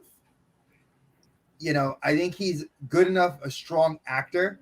Granted, I knew that, you know, going into this, he was going to be Black Adam, but I was like, if they never did Black Adam, and this was before they would pick a Black Adam, they had to pick somebody of Samoan descent. You know, I think Momoa brought such a great idea. It brought my love of Aquaman back, not to just the new 52 with the beard and the long blonde hair, but I thought about Black Manta's son being half Atlantean. This was my choice. Yes. And I think I'm making a very good argument for why. Yes. You know, you got to look at all the things that Momoa did, because you got to understand Atlantean culture. As a historian, Atlanteans were not white. The middle of Atlantis would have been Middle Eastern and or African, and the closest to like a nice olive complexion or brown complexion would be Samoan. And they were some of them were partially a warrior culture. So I felt like this kind of fits in that whole concept of a Polynesian belief and you know, like, you know, tribalistic tattoos and a very tribal culture, which is very tied to Samoan Polynesian culture. Hence why I went with him. I was like, if I gotta have star power, I gotta go with The Rock. Well, at least you didn't pick Roman Reigns, so that's fine. I'll allow it. But Vikings could have been a part of the Atlantic culture too. We just don't know if it was all. No, they wouldn't have been. Atlantis was between South America, the Middle East, and the African West Coast. Where the fuck do you think Vikings went? They went everywhere. All right. You're gonna argue with the historian? All right, let's vote. Are you gonna argue with me? Because if you're gonna argue, you'll lose on this one. Okay. I'm willing to lose Aquaman if I don't win. If I don't get a vote for him, I'm okay with that. I think, like I said, my idea was. Well, I'm not saying that it's a bad choice. I like Dwayne Johnson, and I think to me, for my taste, I think he has too much firepower for that role. You know what I mean? I think he could step back though. I think he would be able to step back. So we'll go ahead and vote. Tie again. I don't even think we need to have you guys explain why your choices are. I can understand probably why. You know, I know that me picking The Rock was kind of almost a throwaway, but I could not. I don't want there to. Again, Arthur Curry may be white in the comic books, but Jason Momoa and Aqualad have redefined Aquaman and Atlantean culture. I mean, technically, The Rock's already played Aquaman because he was Maui. Exactly. Hence why that was my argument before. I pictured Maui. I pictured that black curly hair. You know, all the tattoos that Jason Momoa. Because when you see Jason Momoa get out that cold ass water, I was like, damn, this homeboy. And the girls were just like, ooh, they were swooning him. Even some guys are doing that girls too. In Iceland were like, yo. And I was like, The Rock, you got to have that charisma. And Jason Momoa had that charisma. He could walk in a bar. I pictured the rundown Rock, you know, that swag, like that kind of like, I can handle myself. And he could definitely take a step back to another actor. So. All right. We have Wonder Woman, Superman, Alfred, Darkseid, and Alfred. Dre, it's your pick. I'm going to go with Alfred. And I'll start this one. Al Pacino. I wish. But Come on, Batman. I looked at every actor that had been chosen for Alfred Pennyworth. From the Pennyworth TV series that's on Epix to Gotham. To all the other, like, that was a good Alfred, though. Yeah. I biased. So I went with somebody that was definitely not the typical choice. Samuel L. Jackson. And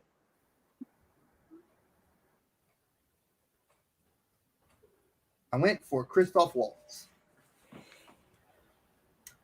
I felt like Alfred in a more modern situation, especially coming from a Bruce Wayne that would have been of mixed race, would be of like a German kind of British background because he had ties to the SAS and MI6. I've read the Alfred comic books that were done. Alfred sort of has this like kind of James Bond kind of quality. And if you saw how Michael Caine played him, Alfred definitely has traveled the world and done some kind of suspect level shit. And I felt like Christoph Waltz, when he played the dentist in Django, was like the perfect fit for an Alfred. That good guy that can tell a good story, can get the young Ward and can push the, like Jeremy Irons, Michael Caine.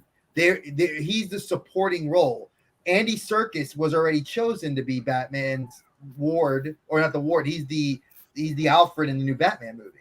So I was like, well, who can I pick that like I think would like encapsulate this and does a damn good job at being like, you know, snarky yet intelligent, compassionate yet has that fire in him. And I was like, Christoph Waltz covers it. That's mine. Christopher Waltz is like, I mean, he's iconic. 2-time Academy Award nominee. He's iconic. Like he's already there. There's no waiting on it. 2-time Academy Award. I think he won it for Inglourious Bastards for Best Supporting Actor, and he was nominated for Django. He's iconic. There's no doubt about that. I agree. And I felt like every Alfred has had that level of pedigree behind them. So I felt like, you know, Jeremy Irons, Academy Award like nominee and winner for supporting actor. You know, Michael Caine, Academy Award winner, and several time nominated. So I felt like I had to stay in that kind of idea. And even Andy Serkis was nominated for Gollum. So it was like, if I have to keep in that level of classification, I want that caliber of actor, and he could do it. I stuck with traditional on this one. Michael Bow was Batman was Alfred for years in the Tim Burton films. Michael Caine, he was Batman Alfred for several Christian Bale films. Jeremy Irons was Batman. For Andy three? Serkis. No, he was Alfred for 3. Andy Serkis is going to be a Batman. Like all these iconic.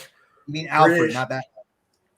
Yeah, Alfred. Sorry, all these iconic British men who could easily be a butler, but at the same time, they have that deep, dark secret, and they have that I could kick your ass at any moment. Phil. Christoph Waltz gives me that vibe. But so does Bill Nye. Bill Nye. Oh, Okay. N-I-G. I know what he's talking about. He is talking about Bill N-I-G-H-Y. I know he's talking about Davy Jones. He's talking about he's talking about Underworld. Underworld, Davy Jones. This man, he has an iconic presence to him. And if you have to go comedy, Shaun of the Dead. Yeah. End of the world. He does it all. I love his acting and everything he does. He plays a great villain in not Shaun of the Dead, but what the hell Underworld. Underworld.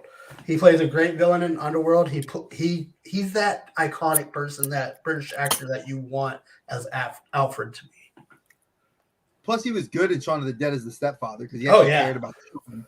You know, even though it was more comedy role, I mean, he shows his acting chops. I mean, he's a guy that's been on several of like the UK shows. And he's a good actor. I that's a damn good choice. A little too old for my choice, but I have an older Batman too, so that was my problem. Is like I was trying to see somebody that could raise Carl Urban. That could have been. I mean, yeah, because Bill Nye's sitting in his like 70s, I think now, or 80s. Yeah, somewhere around there. Let me see. We'll find out now. He's sitting at 72, so that's perfect for somebody that's Carl Urban that's sitting at like in his early 40s, early to mid 40s. Yeah. So I mean that's good. I mean when you look at Christoph Waltz though, let's go back just so we can see. Not Bill Nye. Yeah, not Bill Nye, the science guy. Now see, Christoph Waltz is 65.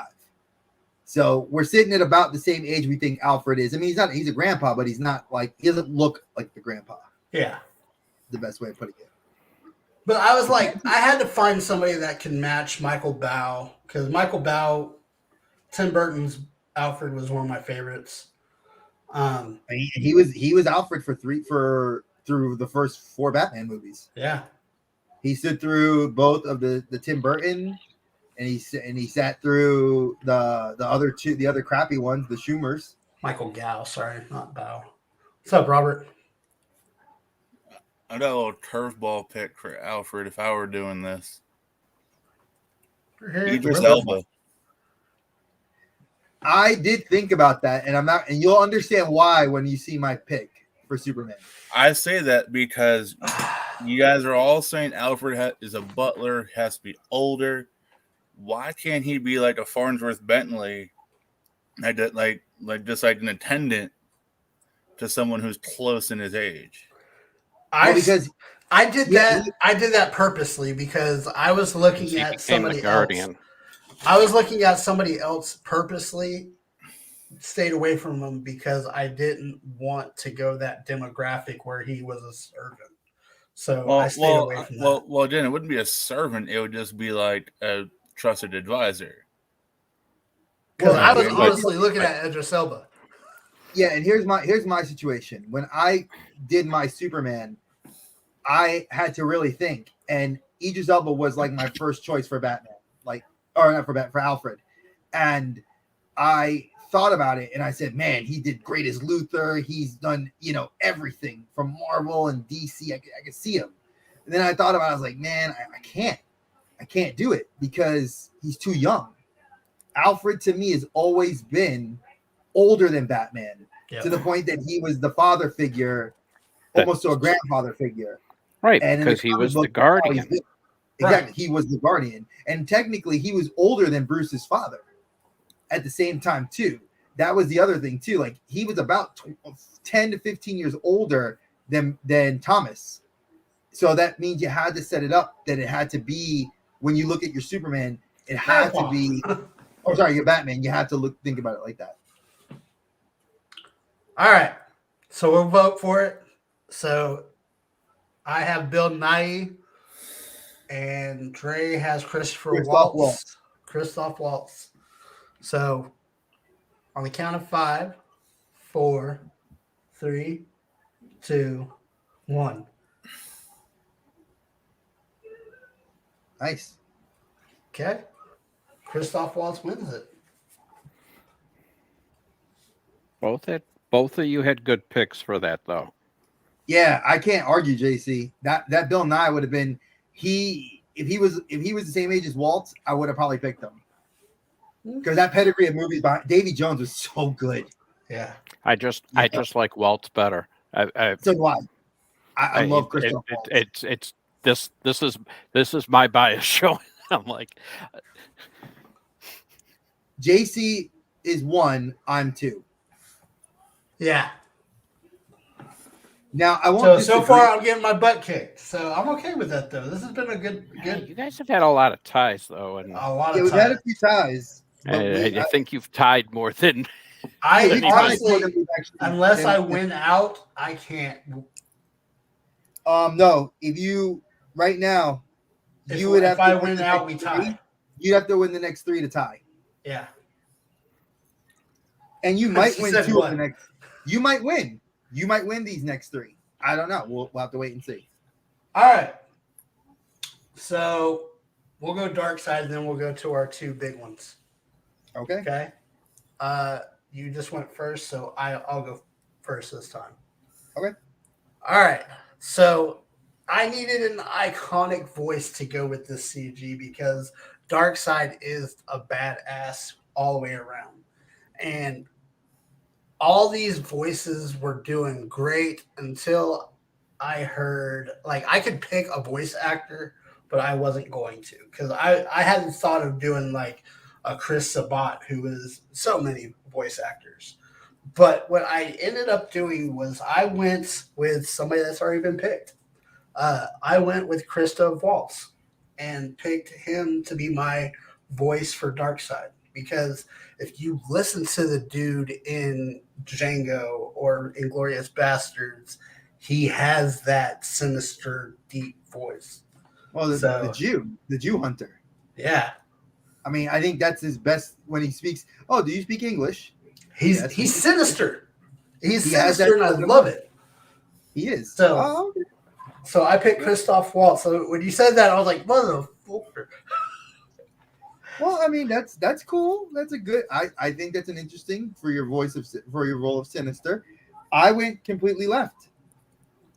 I went for somebody very different that I like. That's been in DC in the animated universe and has been in the Arrowverse as a character.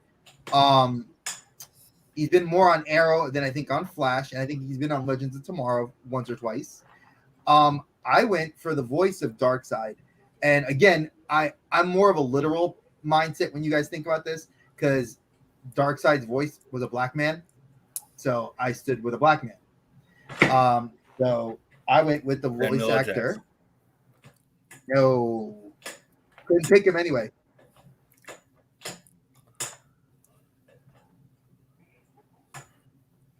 That's nice. Yeah. That's nice. Michael Jai White has been the voice of Spawn. I mean, Spawn is a sinister hero, anti-hero, if you think about it. He is young that if I had to CGI him into the movie or put him in a suit, to actually have him be in the suit, I think he has the body type. Plus, he fits that role of a quiet man that can have a presence. His presence dominates his words, which is like Darkseid. Darkseid never really yells. He never screams. Darkseid always looks very pensive on the throne, and he always has lackeys that do a lot of the big screaming, like Granny Good, and Big Barda, and Calabac. Those are all his underlings do all the loud, heavy lifting. Where I pictured Michael J. White just kind of staying back, and being that, like, I am Darkseid, and I'm going to take over Earth, and I will rebuild Apokolips here.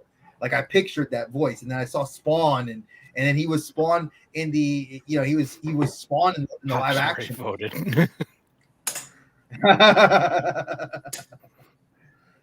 Robert already voted, yeah. I guess, thank you, Bob. But Smitty, what would you choose? Out of the two that were given, I'm gonna have to go with Dre's on this one. I agree. I didn't think of him for a lot of the reasons Dre said. Possible, just to throw it out. What about Michael Clark Duncan? He was another one. If he was alive, I did think about him if he was alive. If he was alive, we had to pick somebody else alive. All right. Yeah, That's my bad.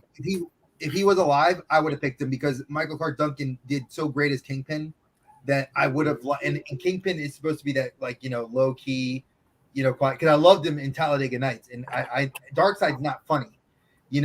I pictured Green Mile, Kingpin. What was it? The astronaut. I changed my pick. Armageddon. Armageddon. Thank you. Yeah. Yeah, it was Armageddon, and in like that's the Michael Clark Duncan I picture. Yeah, I can't change my pick, but if I could pick anybody again, like I would probably pick Mark Hamill. No, he's already in. He's in the DC universe as Joker and as Toyman. Dre, Come on, and man. I still don't, and I don't see him. Dre was in the right movie with Never Back Down, but the wrong trainer. Exactly. He should have. Come on, man. Jimon Hansu. Oh yeah, Digimon Hansu. Digimon Hansu could do it too, but I think the accent's too thick, and Darkseid doesn't have an accent. And because when you hear it in Captain Marvel, in Guardians of the Galaxy 1, and Gladiator, Digimon cannot get past his accent. Wait. I agree, Steph. Question. So, Darkseid can't have an accent, but Batman can be a different race. I'm just saying for people that wanted to. I know you're messing with me, no, I'm going to throw it out. I'm going to back Bob up on this.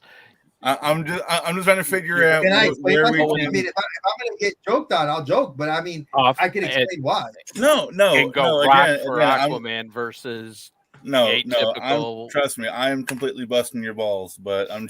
No, I know. It's like that's why I love you, man. No. He can't have an accent, but he can be what he wants to be. Mixed race. I know he can be mixed race. I know. But I mean, that deep accent could be played to to be played up a little bit. It doesn't have to just be. I don't think so. I think Digimon doesn't he. I don't picture him being Darkseid. Darkseid's a powerful man like Doom, like Thanos. There's certain people that that fit those roles. I wanted to pick Josh Brolin so bad, but I know I couldn't because of Thanos. Exactly. Or Cable. Or Cable. Or Cable. What about the guy from The Shield? Michael Chiklis? Michael Chiklis was the Thing. Yeah, but come on, it's the Thing. And Fantastic Four did crappy. Now listen, I'm a New Yorker that's got a New York accent. I can't see Darkseid going, "Hey y'all, listen, I'm gonna get my coffee, and we're gonna go down to the hallway, and Superman can't live." See, at that point, Darkseid would be wearing a big bubble jacket and Tim's. Exactly, with the hat, a Yankee hat like this. Exactly. I got my sausage and cheese on a roll. Let's do this, Batman. Yeah, give me my chopped cheese. All right. Moving on. We got Superman and Wonder Woman. Who you want to do first? Oh, I'm going to Wonder go for Woman. Wonder Woman. All right, I'll let's go do first. Wonder Woman. Damn, I didn't even Now, plan that again, all right, now Wonder Woman is not who you think it is. either. Caitlyn Jenner. See, oh, no. RuPaul. I went for somebody that has zero acting.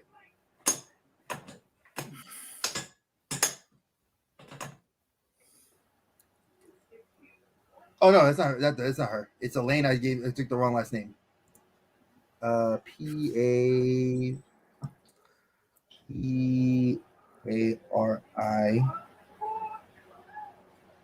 Yep, there it goes. All right. Now she doesn't have a whole lot of acting ability behind her, but she's of the right ethnicity in my mind to fit what they were looking for in Gal Gadot. Gal Gadot's supposed to be, from Themyscira. Themyscira is tied to Greek mythology, and I wanted a Greek woman, but I wanted also to go with an actress that had zero acting. That literally would be a relative nobody, but was young, was pretty, and she's not super young because Gal Gadot is in her her mid to late 30s now, and she's beautiful. But I wanted somebody to be a little bit bigger, and this woman. Her name is Elena Paparizzo, and she is she's 39 years old. But the fact that she has no acting ability or no acting credentials behind her, I felt was a perfect foil to bring in somebody to be Wonder Woman. Why? Wonder Woman needs to be a strong woman, and Gal Gadot does that, and she does it a damn well.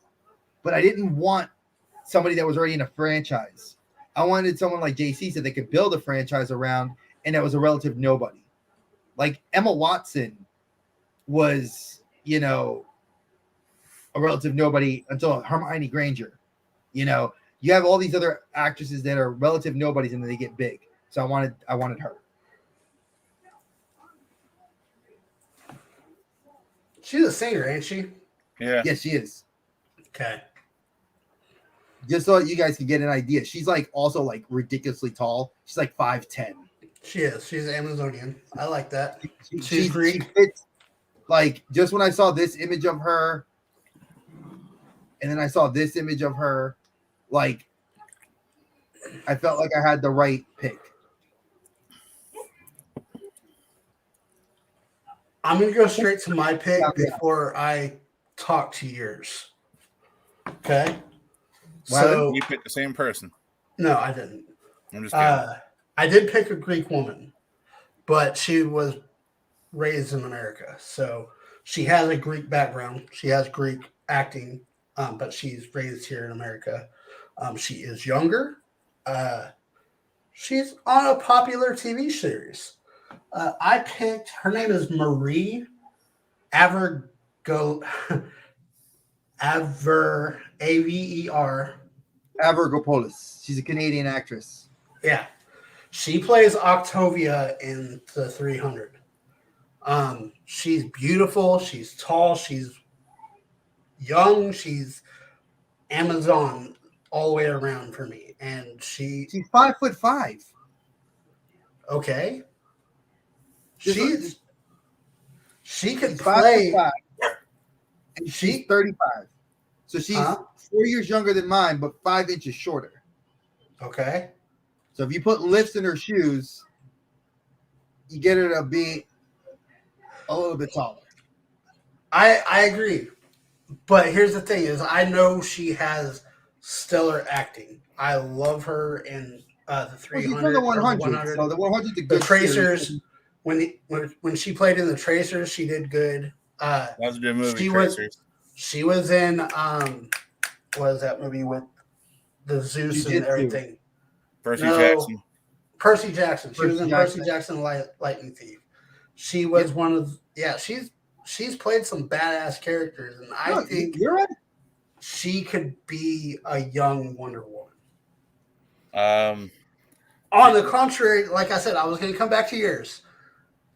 I like the fact that you went with somebody that we don't know the acting style of, because she doesn't have an acting style yet. She wasn't trained for that yet. So I like the fact that you went that route. I don't see that one because she was like, when you were showing those pictures, she wasn't as muscular as I would like a Wonder Woman to be. But now there's Gal Gadot. She has muscle. Mm-mm. This girl, I mean, I'm trying to find a full body shot of her. Okay, let's use this one. Let's use that one. I mean, she's thick, but that's also the outfit she's wearing.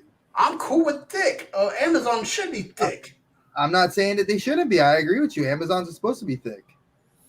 Like, yeah, she's got some definition, but the arms are a little small. You have to work her out a little bit more. But like in this image right here, I could see I could see her being like an Amazonian in the backdrop of my movie, but not my Wonder Woman.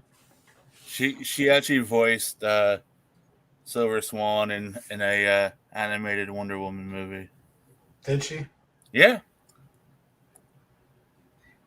Again, she has a good jawline. Like, she has the fit. Like, if you just follow, like, if I look at her from like certain perspectives to fill the role like this, like, yeah, I can see why you chose her. Yeah. Not mine, but I can see why you went that way. It's not. She's easy on the eyes too. So. Well, I mean, like, look at the one underneath. It's the picture of the 300 or the 100. Sorry. I've seen that one. I don't. She doesn't. It doesn't look that great for her, especially in that movie where they're starving for most of like the first 2 seasons. So she's super skinny. So. Yeah. All right. So. And voting's already in. Bob already voted for Elena Papadioso.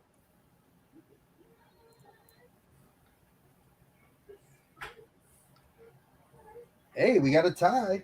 We got a tie. Unless Steph votes. Steph voted for you? Yeah. All right. Okay. So, final one. I mean, Drea's already won, but this is just because we're having fun and I'm enjoying this. And I went second, so I'll go first this time. And I'll give Dre his. I'm assuming Idris Elba. No. But here's what I did. I did do Earth 52's Calvin Ellis as Superman. And which everybody knows that he's actually, he's the Superman of the multiverse, and he's the Black Superman, which they've been using. But he's also not only just Superman, he's also a president. The president. And he's strong, and he's built, and he's healthy. Like, he doesn't look like he doesn't look like your typical Superman. So, which he's supposed to be. Which I kind of went away from. And like I said, I went with my Wonder Woman or my Lucy Hale as my Lois Lane to match the Superman. I tried to stack it all together. My Wonder Woman was young. My Lois Lane was young. Half my people were young, so I went with another young actor. He's been in the Black Panther. I went with Winston Duke. Interesting. Okay. Winston Duke. I gotta give you. I know who he is, and I like him. I wouldn't have. He's my favorite M'Baku. M'Baku. M'Baku. Your mother will have no harm here. I mean, he's a great actor. I loved him in Us. Mm-hmm. I loved him in that movie. I've loved him as M'Baku. I think he has the fit for Superman. I think he's already been a leader, so he could play as a president. He can lead the Justice League. He's a great actor all the way around. I don't know. JC's Superman and his Cyborg. I'd watch that movie. All right, so I am gonna be also picking somebody that is obviously the Black Superman. and this should be pretty obvious because I needed someone young enough to match with my Lois Lane. Michael B. Jordan. So, damn Skippy. I kind of called that one. And Well, like I said, this is. I was waiting for JC to is- say it when he said Black Panther, but you know. Well, I figured JC wasn't going to go with Michael B. Jordan because JC also likes to stay away from a lot of big Popular. names. So I chose him for several reasons. One, I loved him in Creed. I love him. I loved him as Eric Killmonger. I also liked him in Without Remorse. I think he did a really great job in that movie. And a lot of people slept on him because it's like, oh, it's an Amazon Prime movie, but he did really, really good work in it. I think he's an underrated actor that needs to be and is starting to show his acting chops. And I think that he would be, in my pick personally, you know, the pick for Superman, especially since he is advocating that his movie studio is going to make it. Yeah, he's trying to make it happen. So that was the only mainly thing my I could choice. the only thing I could argue against Michael B. Jordan. Michael B. Jordan's a hell of an actor. Killmonger. He was awesome as Killmonger. He was good in Creed. He was and good in yes, Creed. he was the Without Remorse for an action movie is very good.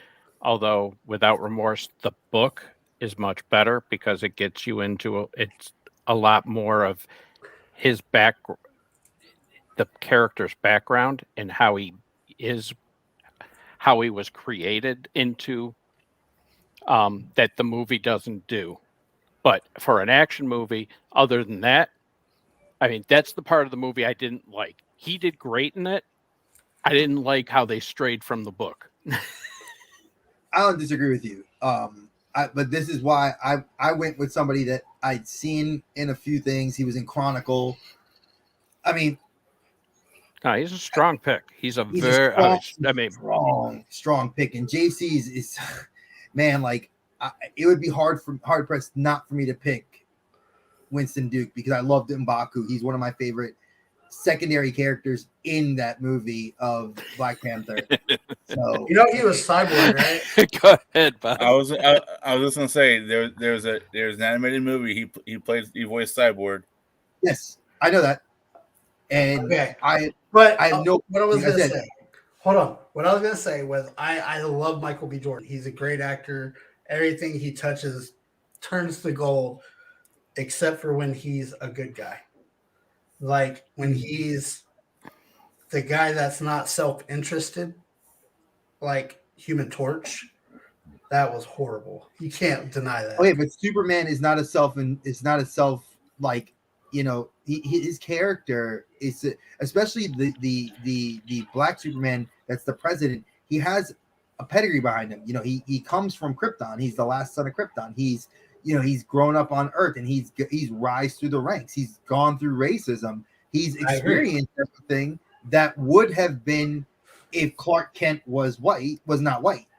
But since I look at it as a Black Superman, you need Michael B. Jordan, who would be have a chip on his shoulder for going through some racism, but still being able to overcome it and still run the country. Like I said, I think he's starting to show his acting chops. And again, I want somebody that's not tied to a property like Henry Cavill or anybody else. You know, he'd be able to be the longevity for my Superman for several movies to come and possibly a TV series. You know, like again, okay, say that, but what if, like, here's the bizarre thing. What if they came out and said Killmonger was going to be restored? Then your premise would be gone away because he'd come back as Black Panther. That's the only way they can honestly save Black Panther. I have a secondary character I could pick on. See, yeah. I'm not stupid. I have 2 picks for every one. So if somebody had gotten picked up or God forbid something happened to them, my understudy would step in. And my understudy for Michael B. Jordan would have been the character that actually played in the TV series with Carl Urban, that was the black robot.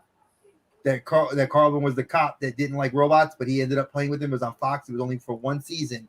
He was the person that I would have picked. I forgot the name of the show on Fox. I'm gonna look it up now, see if I can pull it up, because he would have been the one that I would have picked. And I'll pull it up for you here.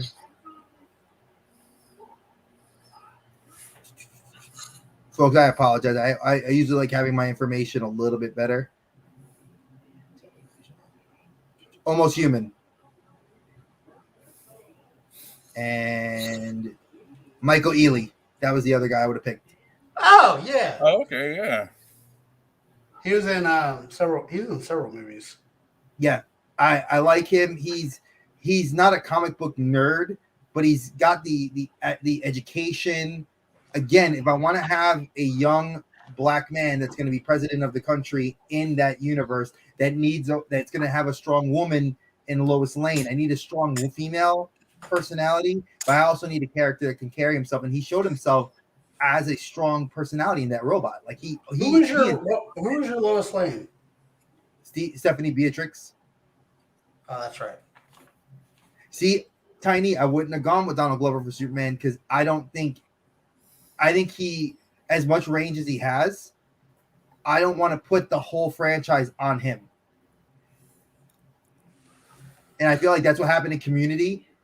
It's like they dumped a lot on him and the Arab guy, the two of their characters being the main comedy force. Yes. And it's like I felt like the two of them became the sole purpose of the whole thing, and they didn't focus on anybody else. McPhail was always a good one. Yeah, you know what I'm saying? But yeah, I agree. I like that. So I'm glad we tied on that one because your pick was interesting. I like Michael B. Jordan. I really do. I think that, like your Green Arrow, everybody wants to see him as the Black Superman. And that's why I stayed away from him. Like he was the popular. Well, also notice that all three of my characters are well within the age range to fit being the top tier of the Justice League. Right. You know, Hunnaman at 41, Elena at 39, Michael B. Jordan at 34, Henry Golding at 37. So you have all these actors that are sitting right there to be your core. And then you have Zolo being, he's going to be he's 20. He's not even 21 yet. Then you have The Rock, who's your wild card because Aquaman can go be a solo character, but he's also going to be a comedic background. And Cyborg, if I went with a female, like I did in my movie, she's going to be able to carry her role because she's also 35. So it'd be a different setup for how, she became Cyborg with the mother box. So I won twice. Dre won 4 times. I beat you. If we just go by the hash marks I have here, I beat you by 3. Yeah. By 3 votes. He got 3 votes more than I did. So Dre is the winner of this.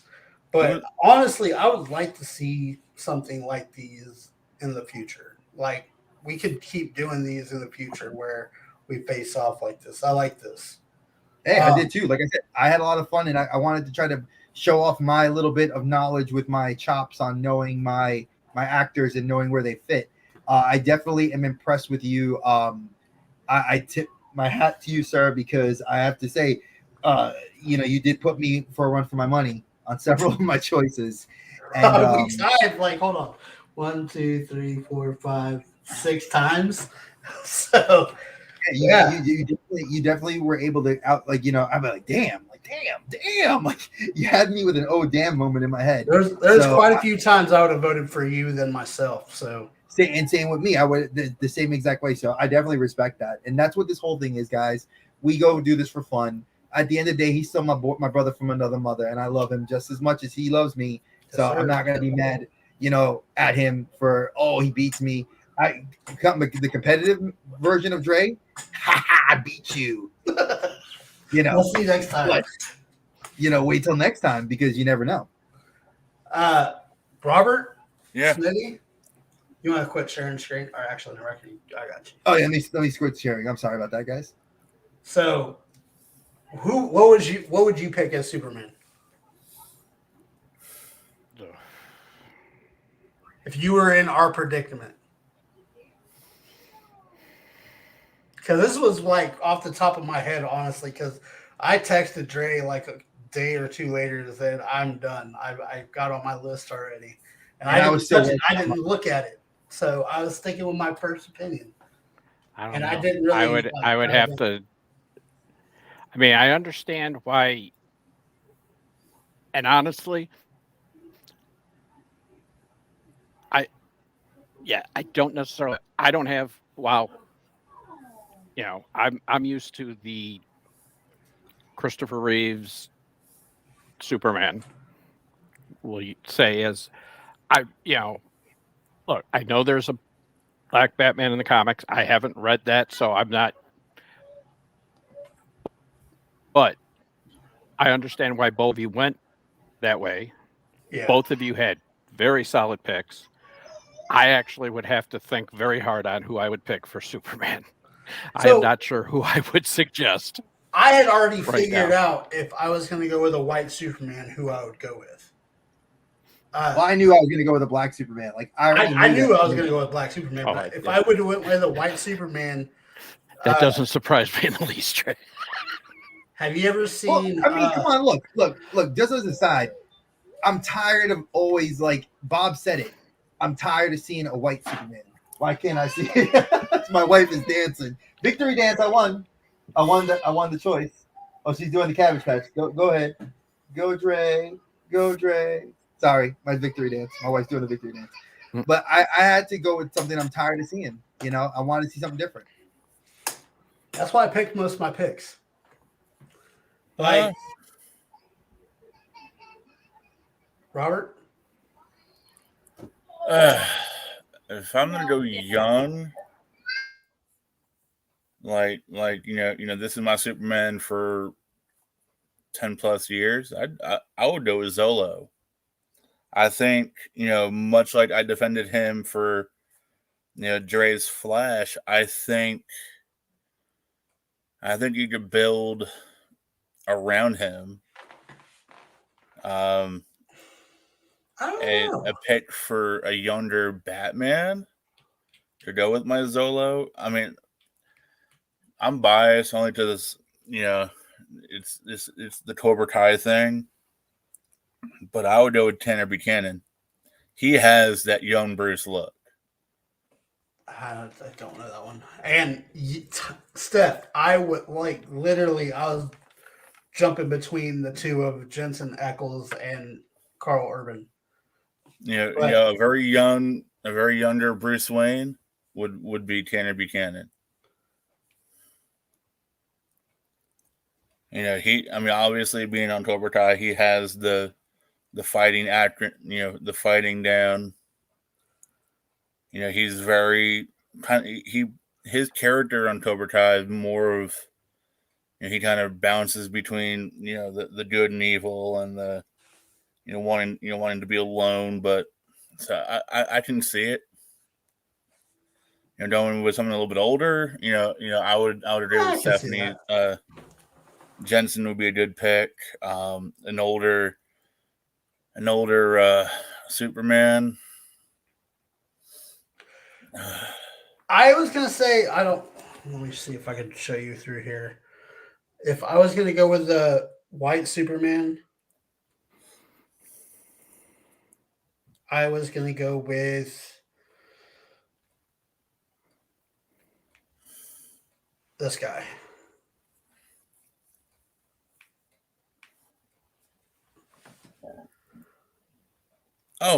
From Matt Bomer.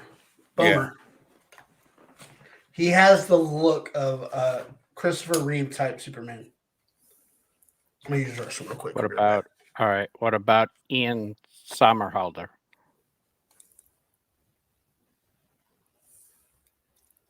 Ian Somerhalder? Mm-hmm. Somerhalder. I mean, honestly, another Superman, I would go with friggin' Robbie Amell. All right, I could see that.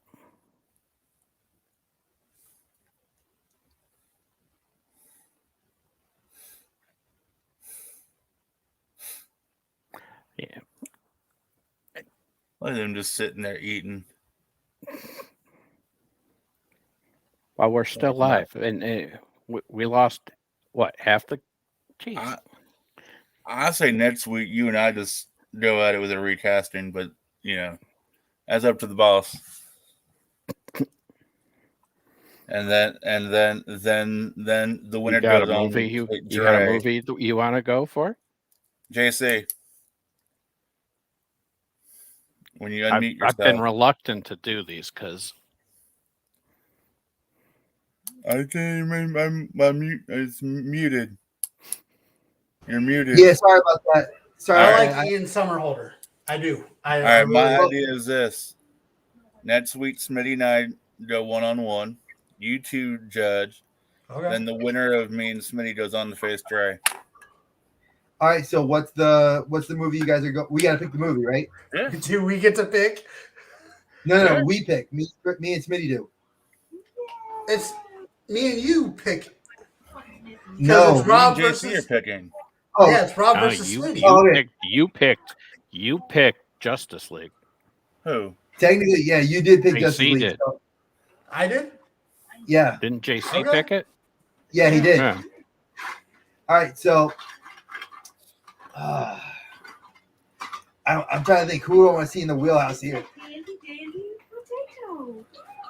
I should be an asshole. Hey, babe. What? What's a movie that you'd pick for that we had a recast, right? What's a good 80s movie that you like? Ferris Bueller's Day Off. That's it. Okay. Oh my God. Look, baby, that's a perfect choice. Thank you. Yes, it is. Ferris Bueller's Day Off, and you cannot choose any of the old actors except for one of them to be a cameo. And So I would you expect have- Matthew Broderick. Oh yes. Matthew Broderick can be your cameo. I would expect it. No, not bad. Alan Ruck would be a good cameo. Or Ben Stein. Bueller. Ferris I'm pretty Bueller. certain all isn't he right. dead? All right. First, No, he's all alive. right. He's still Well, alive. Are y'all listening? Which character? That's what I'm about to tell you. So obviously Ferris. We'll Ferris. be doing Ferris, Cameron Fry, Sloan Peter, Jeannie Bueller, Ed Rooney, which is the principal, and Tom Bueller. And the father? Yeah. All right. Wait, let me see the cast here first. So just so I get this correct, you guys are going Mom and Dad Bueller, the sister Bueller, Ferris Bueller, Cameron Fry, the principal, and Sloan. You That also would have been we get who to I pick- would have. and we have to still pick at least one person each. Me and Smitty.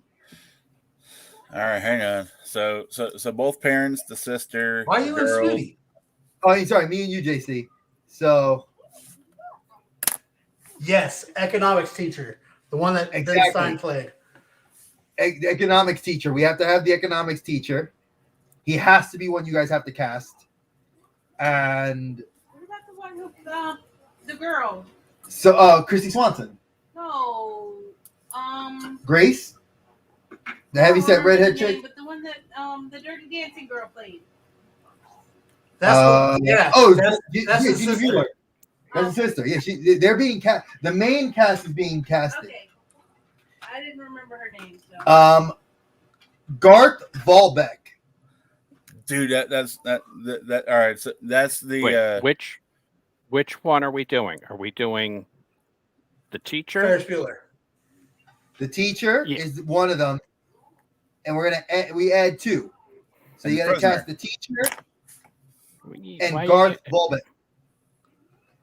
So if you look up the cast of Ferris Yeah. Bueller's Day Off, it's the 1, 2, 3, 4, 6, 7, 8 first 9 that you see. Yep. That's gonna be awesome. This will be fun. I'm Oh, curious to I'm looking see because I have thoughts of who I would have in each position. So I want to see what you guys do. All I'm looking right. forward to this one. Oh, The Burbs would have been another good one. I didn't even think about that one with Tom Hanks. The Yeah. Burbs. I would have done You know Trading something? Places. Trading Places have been It's a good. comedy horror Ooh, movie. that would have been a good one.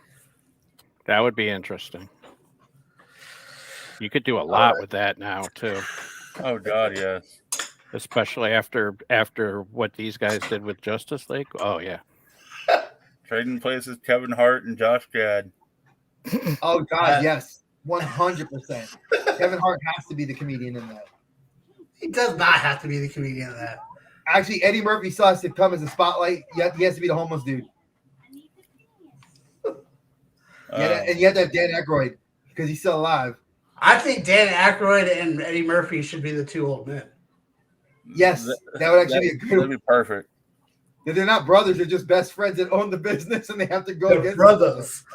that would be really cool. So okay, we got Ferris Bueller's Day Off, folks. A great movie that the wife chose. That I think that hands down is a great movie in and of itself. It's a cult classic.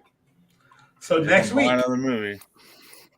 Next week we will be discussing wrestling once again at the beginning, and then we'll jump into this, and then we might extend it again because these are probably they're really fun, but they're really long. Yeah.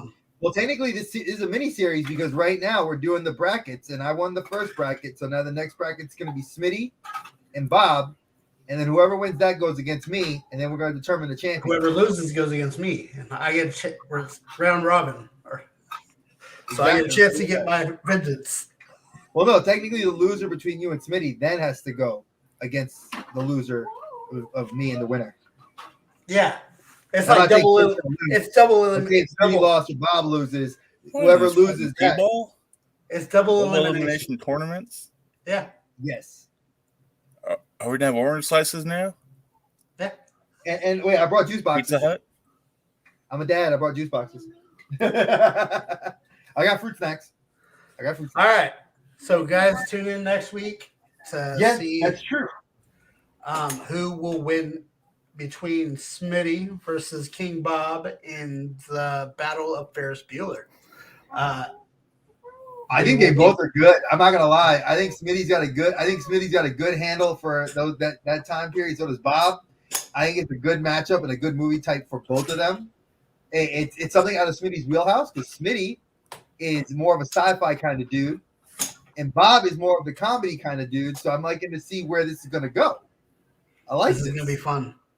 It definitely is. So like a true MVP, folks, stay tuned. Stay tuned next week. And I will say before we go, do you guys have anything for this week? Monday coming up, we have another Toy Talks, and this Toy Talks we got is our boy Dougie going to be coming on. He's extremely excited. There's going to be some awesome stuff that we're teasing on the episode. So, and this is actually, I'm not even going to take credit for this one. This is all Smitty's invite, and I'm looking very forward to seeing him on the show.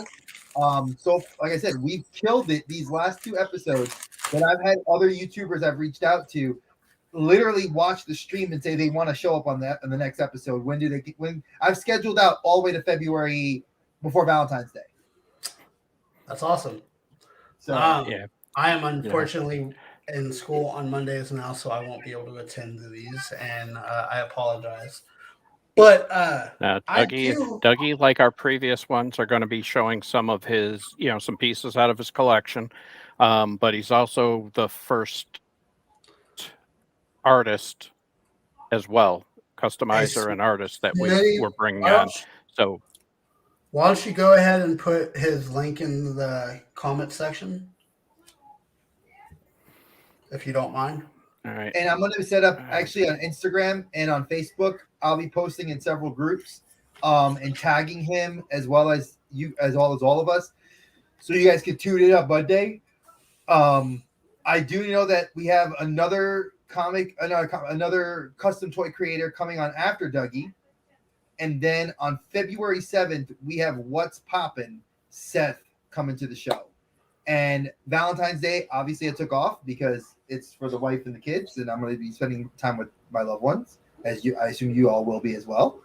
And then on the 21st, we'll come back for the show, and we'll do. I'm trying to either get Josh Pence or Rocco the Great to come on. So while Smitty is doing so, I have a prize. I have a giveaway to do, and I'm trying to figure out a good way to do it. Just to those little I would say just go ahead and send it over to Stephanie or Nadia, but do you guys? I know I showed this to you guys, but before Dre was on, do you remember Dre's old 1990s Spider-Man Adventures cartoon? Yes.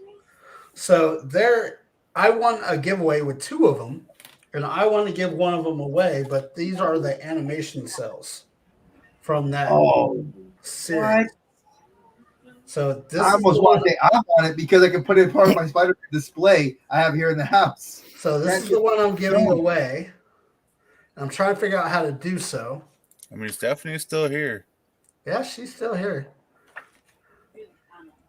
Stephanie, you can I mean, segue away watching and us get talk. it. But this is the other one I got. That's the other one I got. So I have a display that could use that. But it's an animation cell, and it's kind of cool because it's from the 1990s Spider-Man Adventures.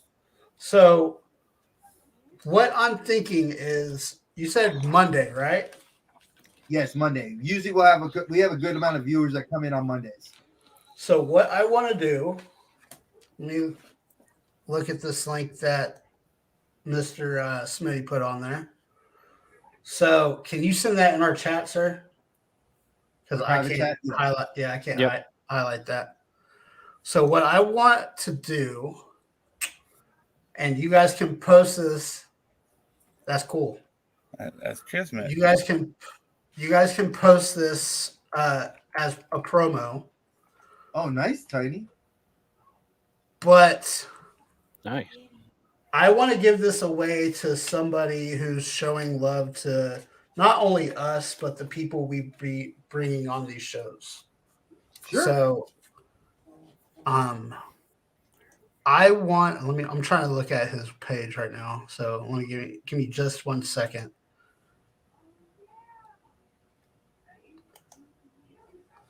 Smitty, could you send it to the private? I know I'm being a pain in the ass. Oh, you sent it in the group chat? Yep. Yeah. I appreciate that. Because I want to try to find a picture of him. So Dougie Fresh, Funko Friend. I'm now following. We're now following. I'm already following. So I just started to, so I apologize. No, he'll take any. He'll take any and all follows. Let me say something. But I mean, yeah, I mean, Dougie's done a ton of work for me. Including this beautiful. He's done he's done two different sets of Christmas presents for me over the last 2 years. He did the Batman dunny that I know you guys have seen for me, but I also had him do one for two other friends of mine. So he did 3 of those for me. He did a Boba Fett dunny for me. Here's what I want. You guys have seen the gargoyle he did for me. Here's what I want. I will give this one away I will let them give this one away on the stream if we can get Doug Fresh, Funko Friend, at this, which everybody's going to be promoting it throughout the week. If we can get him to 450, which is another 25 followers on Instagram, I'll give that away. How are you going to give it away? We'll do like a random. I'll do a random. We'll ask Doug to get in on it too, and he can tell us who are the people that like it, and we'll just do like a random lottery for his latest, because it'll tell him who the latest people are that has friended his page, and then we could run like a little like circle, the little spinning wheels, and do it like that. Because dude's got some killer artwork. I love fresh artists, and he's got some killer artwork. He's got poor choice in baseball teams, but that's besides the point. Well, let me. I'm gonna say good night early, guys, because I got the baby's starting to get sleepy, so I'm gonna go put her to bed. So the geek dad calls. So I love you guys. Up on the couch by herself. And she's getting up on the couch by herself. So I'm gonna go. Right. Love you guys. Talk to you later. One day I will talk to my brothers later. Peace. All Gentlemen. right. Later. But like I said, my guys will be posting this throughout the week to get some more people into the chats. But if we can get Dougie Fresh, that's what he called himself, right? Yep. Okay. If we can get him to Dougie 450, Fresh. we will give that Spider-Man cell away, the 1990s animation cell. So that's kind of cool. I really like that. I wasn't expecting that. And that one, that's going to be special for a little while. So go check it out, guys. Go check them out. Anything you guys got going this week? Nothing on your channel? On Instagram? No. All right. Work's busy, so I'm. Well, my back is killing me. I'm glad I'm still sitting here. We will end this right now. Thank you guys for dropping in. Thank you guys for watching. Thank you for talking with us and giving us your input on who do you think had the better recasting. Dre, unfortunately, won for some reason, but I think that's biasness, but that's fine. That's fine. But thank you guys for coming in. I appreciate everybody coming in. And as always, I have to say it. Peace out.